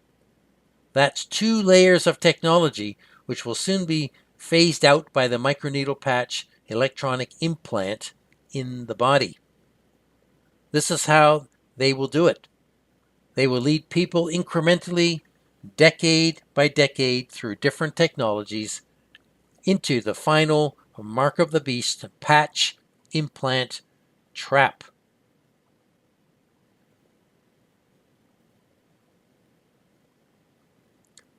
In slide number 31, we can see once again the microneedle patch applicator on the left, manufactured by Vaxus, and a microscopic photo of the microneedle patch needles, which contain the chips that will be laid out in an array under the skin.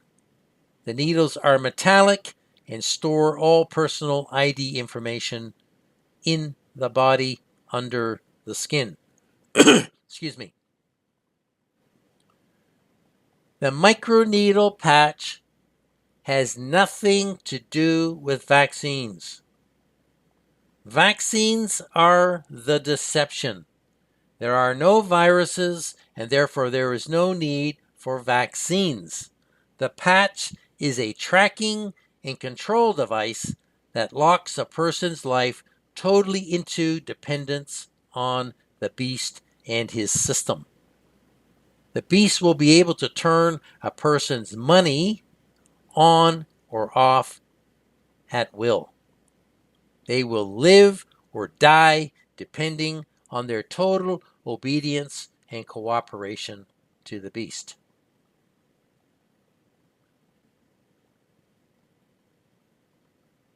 In slide number 32, we can see the last steps of setting up the transfer of personal ID data to the IDEMIA QR code.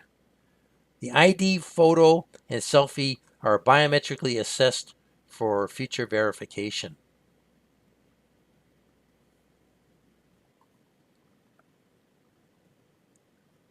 In slide number 33, we can see what is called the ID QR code, which contains all personal ID, which is also transferred digitally to an app on your mobile phone.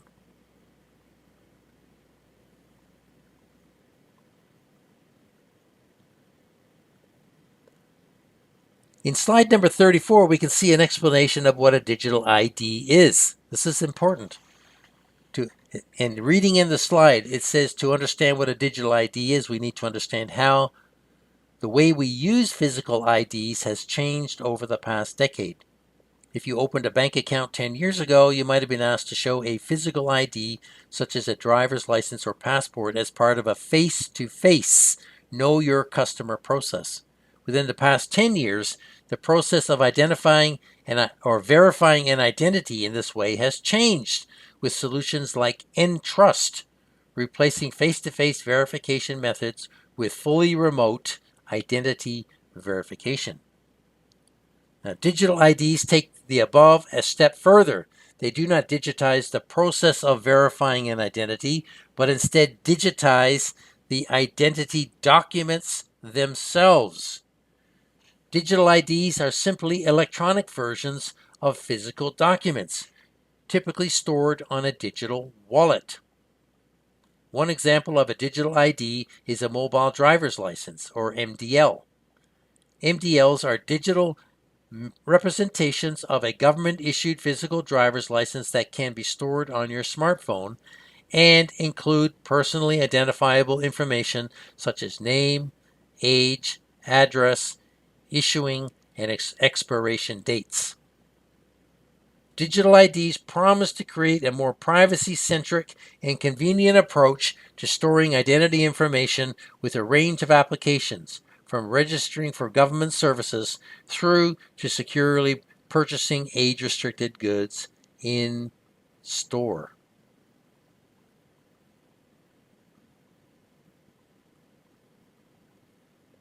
In slide number 35, we can see an explanation of the digital wallet and its function.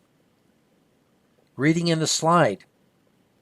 To understand more about digital IDs, let's talk about digital wallets. Digital wallets are functionally similar to physical wallets.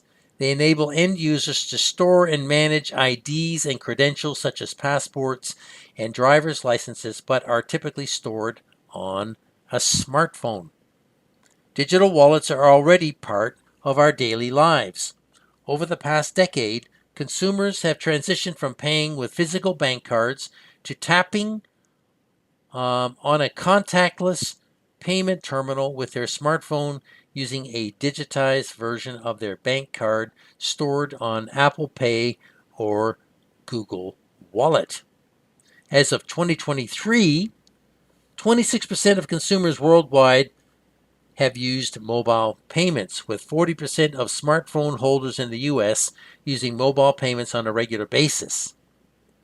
In 2025, it is projected that nearly 5 million people, or 50% plus of the world's population, will use digital payment services.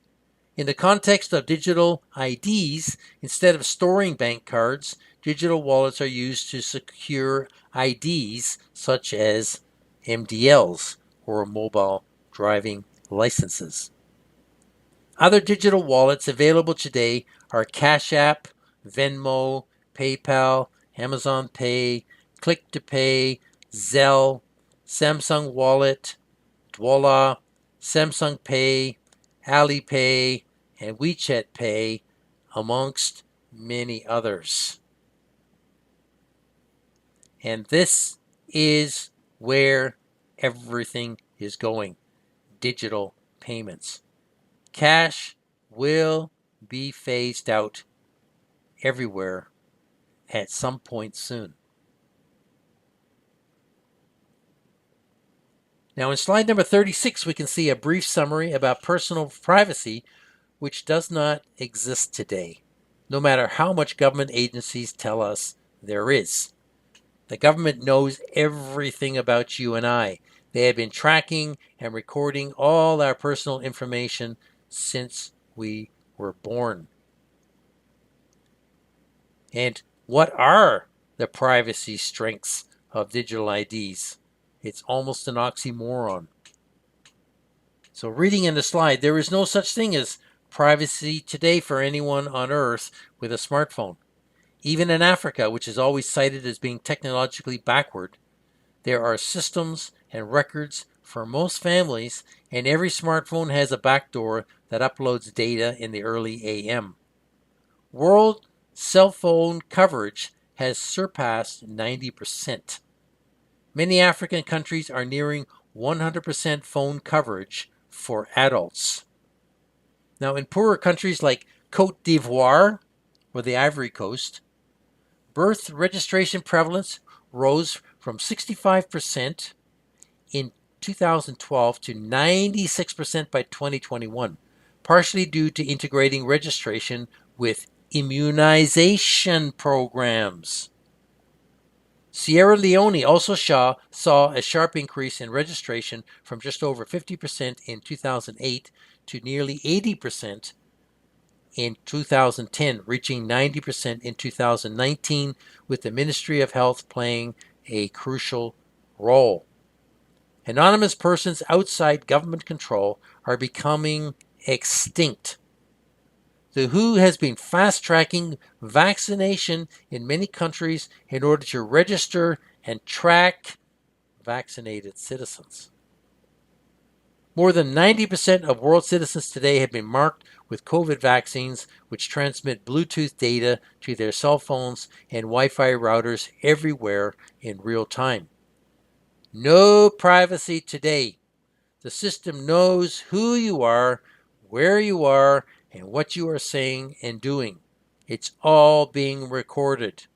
MAC addresses are constantly handshaking with proximity routers. Cameras and microphones can be activated secretly. Even VPNs are built with a backdoor data tracker. So people, if you think that you are living a private existence, you are just absolutely deluding yourself.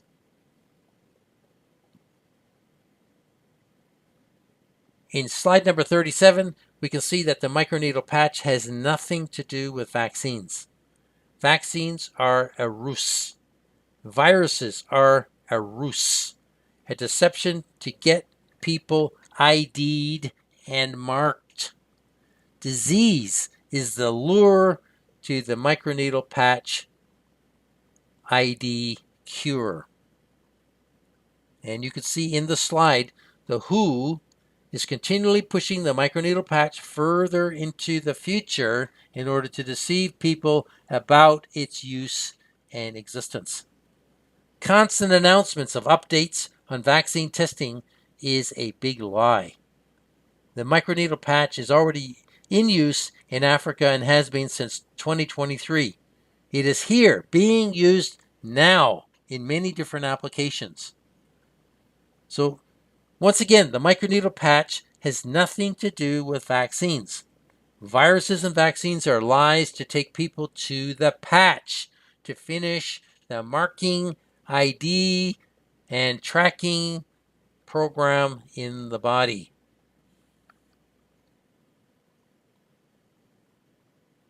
In slide number 38, we can see a diagram supplied with the patent application number ID 2020 060606, going back more than 5 years now.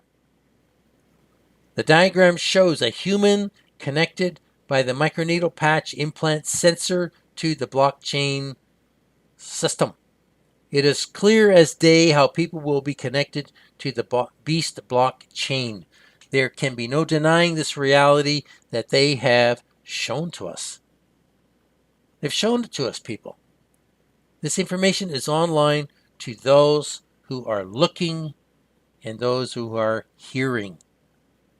And you can read the details in that slide about the different components that make up the beast digital blockchain system, connecting every human body node to it via the microneedle patch.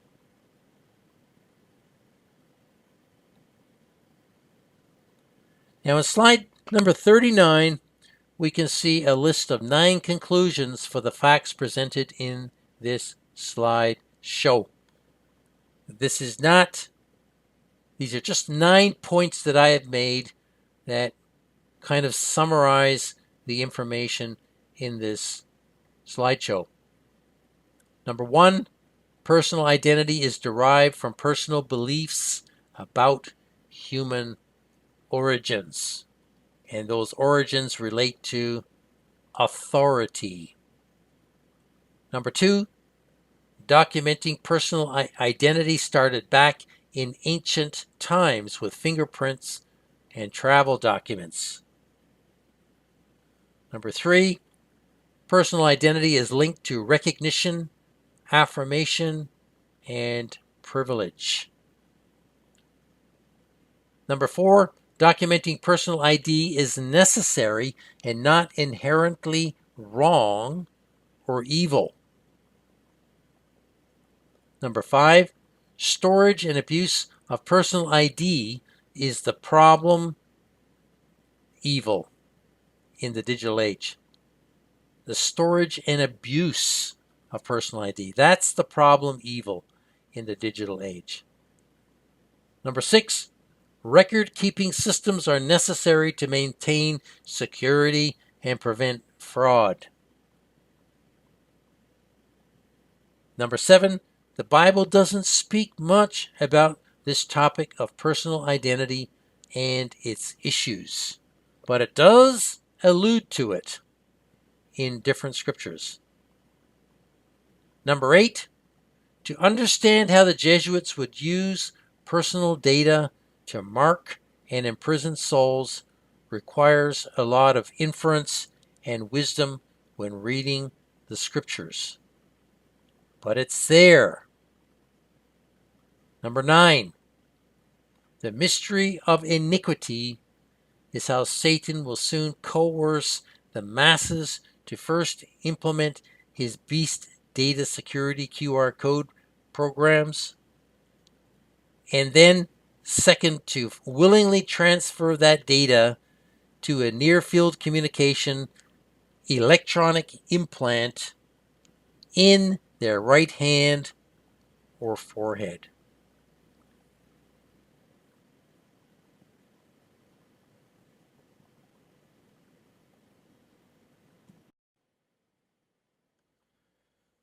I hope that the facts were clear in the presentation and that this information will dovetail nicely into all the previous slideshows to form a cohesive understanding of how personal identity is central to the plan of God for mankind. It is also central to Satan's plan for mankind.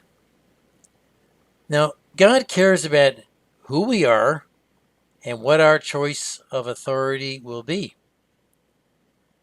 We were born, created free, and in Christ we are free, but in this life, less and less we are free. Now, ultimately, there's going to be the showdown where people must choose who they will identify with. Which source of authority will they identify with?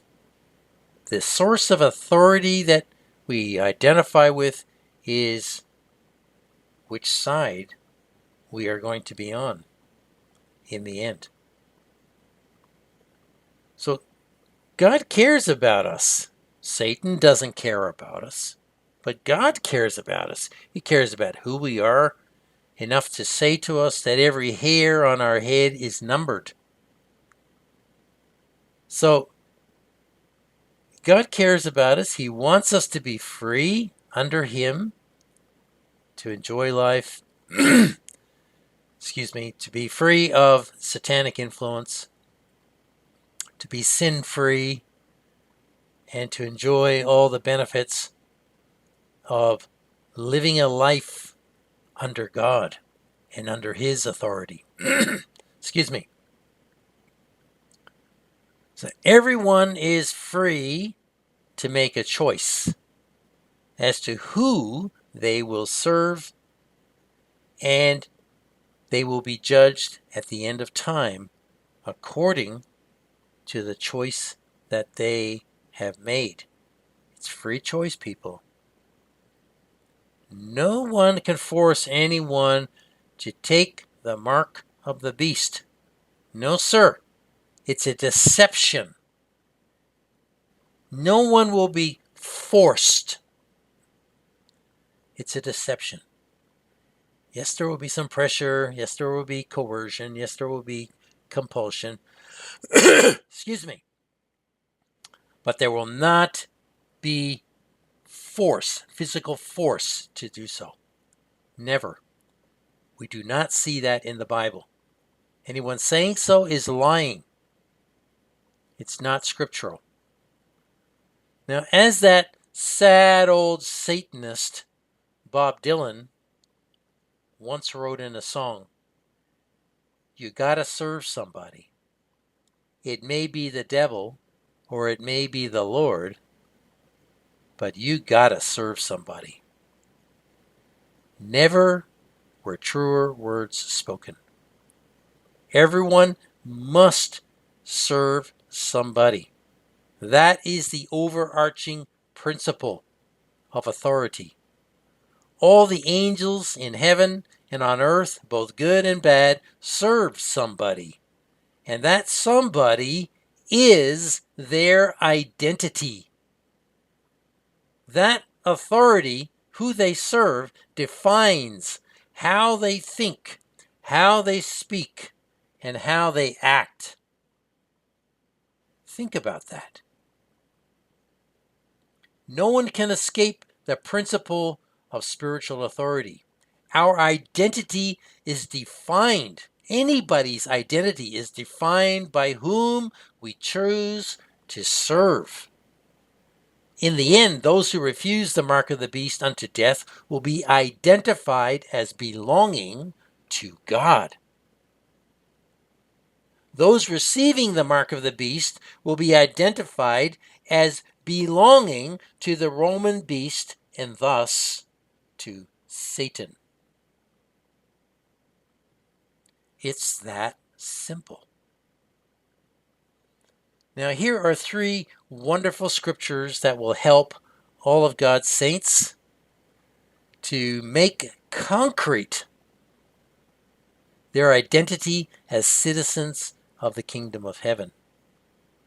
The ID of a true Christian can be both seen and heard by anyone. We don't need a special card or certificate or passport or QR code. If we are living for Jesus Christ every day as if it was the last day on earth. I know that takes some effort every day to think like this, but that's how we need to think. We, as God's people, if we are filled with God's Holy Spirit, we are sealed unto the day of redemption. We have God's mark in our body. In. Not around us, not by us, in us. That's why the baptism of the Holy Ghost is so important, because that's God's Spirit, the Spirit of Christ in you. And it is the hope of glory. Without it, there is no hope of glory. That is our heavenly ID, as opposed to the spirit of the world, or just a human spirit. Now in Galatians chapter 2, verse 20, Paul states, I am crucified with Christ. Nevertheless, I live, yet not I, but Christ lives in me. How? In your mind? No, by his Spirit dwelling in your vessel, the evidence of which is speaking in a new tongue. Because there is no other way to know that the Spirit of God is dwelling in you. Paul says, and the life which I now live in the flesh, I live by the faith of the Son of God, who loved me and gave himself for me. You see, if we have crucified the old life of sin and the old man or woman of sin, then we do not live any longer but Christ lives in us through us. That is our heavenly ID. People see Christ in us by our godly, born-again behavior. That's where the rubber meets the road, people. That separates terror Christians from true Holy Spirit-filled, born-again Christians. In Romans chapter 12, verses 1 to 2, Paul states, "Therefore I urge you, brothers, on account of God's mercy, to offer your bodies as living sacrifices, holy and pleasing to God, which is your spiritual service of worship. Do not be conformed to this world, but be transformed by the renewing of your mind. Then you will be able to test and approve what is the good, pleasing, and perfect will of God."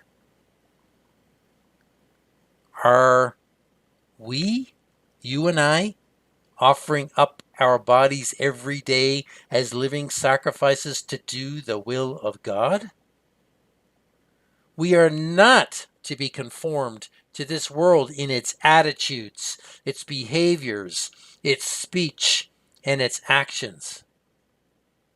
We are commanded to fill our minds with the Word of God so that we are conformed to it and not the world. In other words, the Word of God so fills our thoughts every day that we are conformed to living it out and not living out how the world lives.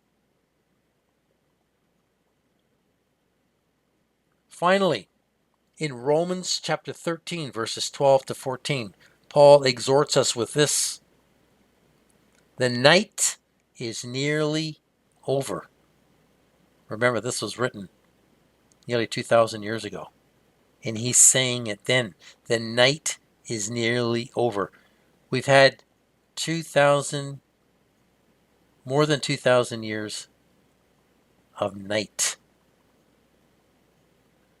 He says the night is nearly over. The day has drawn near. It's gotten closer, in other words. So let us lay aside the deeds of darkness and put on the armor of light. Let us behave decently. Do you hear that? Decently. If you're not behaving decently, and you know when you are and when you're not, you had better start behaving decently. Because that's the mark of a born-again Christian. Let us behave decently, he says, as in the daytime, not in carousing, in other words, partying and drunkenness, drinking. Partying and drinking. And that can include drugs, because drugs and drinking, it's the same. It's all drugs. Alcohol is a drug. He says, not in sexual immorality and debauchery of any kind of sexual perversion. Not in dissension and jealousy. There's a big one. A lot of you may be living decently, not carousing and not drinking, and not engaging in sexual immorality, but are you engaging in dissension and jealousy of any kind? Paul says, instead, clothe yourselves with the Lord Jesus Christ and make no provision for the desires of the flesh. I'm not talking about eating and drinking and all the natural things that the flesh requires. I'm talking about the desires of the flesh, which lead to worldly and godless behavior. Dissension is arguments, disputations, debating, and what the Old English calls variance or contrariness.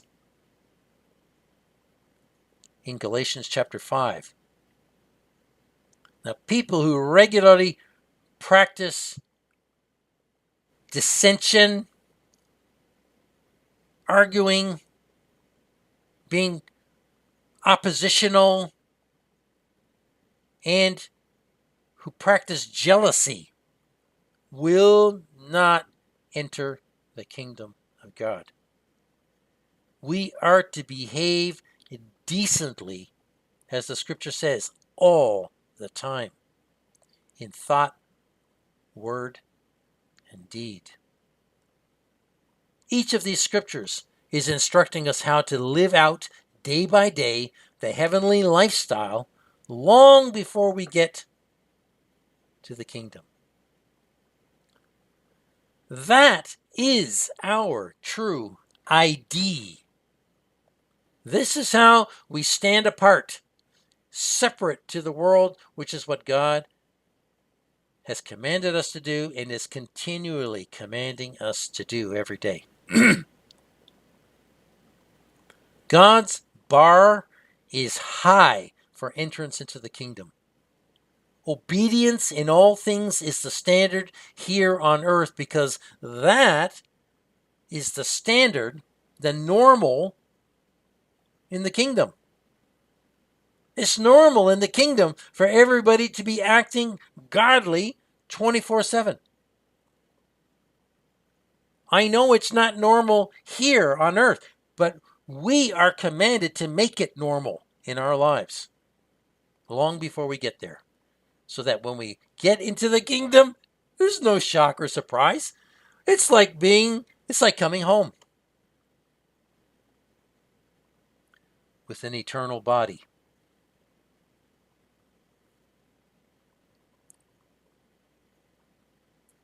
We are to lay aside, meaning stop, all the deeds of darkness, deeds of the flesh. You can find a list of these deeds in 1 Corinthians chapter 6 and in Galatians chapter 5, if you're not sure what they are. God has made it very clear to us what he wants from us, and we had better obey him, because he is our identity. He is our source of authority. I hope that's made this presentation on identity, as short as it is, a little bit more clearer and a little bit more urgent in your mind. Please consider carefully where you are at spiritually right now and do what God is telling you to do. Don't wait. If there is ongoing sin in your life, then get rid of it. Stop it. You know what you are doing wrong. You don't need me or anyone else to tell you. Your conscience is telling you what is wrong in thought, word, and deed. You know it. Your conscience tells you this. Stop sinning and get right with God. Now, you can't sin in your mind, but whatever is in your mind will come out through your speech and will come out in your actions. That's why you've got to control this first. And then this will come under control and your actions will come under control. You've got to control your mind. That's inevitably where sin is generated. It's in the mind, through our speech and our actions. So stop sinning today and get right with God. Get rid of all false teachings, all heresy. Heresy is on that list in Galatians chapter 5. If you are retaining heretical teachings that are not biblical, they can and may take you to hell, because that people practicing heresies, holding on to heresies, believing heresies, will not inherit the kingdom of God. It's very clear in Galatians chapter 5. This is why I work so hard in every video to get the doctrine right, so that you can get it right. And there's now 400, nearly 410 videos of doctrine on every subject pertaining to our lives that you can listen to and watch for free and get it right today. There's no excuse. I hope that you will avail yourself of all the resources that I have put out there online over the last 10 years. Thank you for taking the time to listen, and I pray that God will continue to open your eyes as you search for the truth on all things regarding the will of God for your life. I'll put all pertinent links in the description box below. Please go there and check them out. Please share this information with others as you're able so that many more might be awakened to the reality of this evil world system. Please go to darknessisfalling.com and use the resources there while they're available. There's a lot of information on the Jesuits and the Roman Catholic Empire and history, economics, science, and many other topics, as well as doctrinal teaching. Please go there and use those 80 plus pages of information containing documents, PDF files, videos from all over the place, and use them to help you to grow in knowledge and understanding of the Lord Jesus Christ and our real history. As I've been saying in previous videos, I may suddenly be unable to post anymore, and who knows? This one could be my last. It's irrelevant that I've been saying this for years and years now. But as we edge closer to the end of all things, and we see it in the daily news, the truth is going to go, people. It's going to go. Whatever truth, real truth is available online, it's going to go, inevitably. So this always could be my last message. Never take it for granted. I don't. I pray that God would keep and bless you all wonderfully in the perilous days that lie ahead of us, and that He will strengthen you with wisdom and understanding way beyond your years as you read His Word and as you walk as led by His Spirit. And I hope to see you in another video message. God bless you.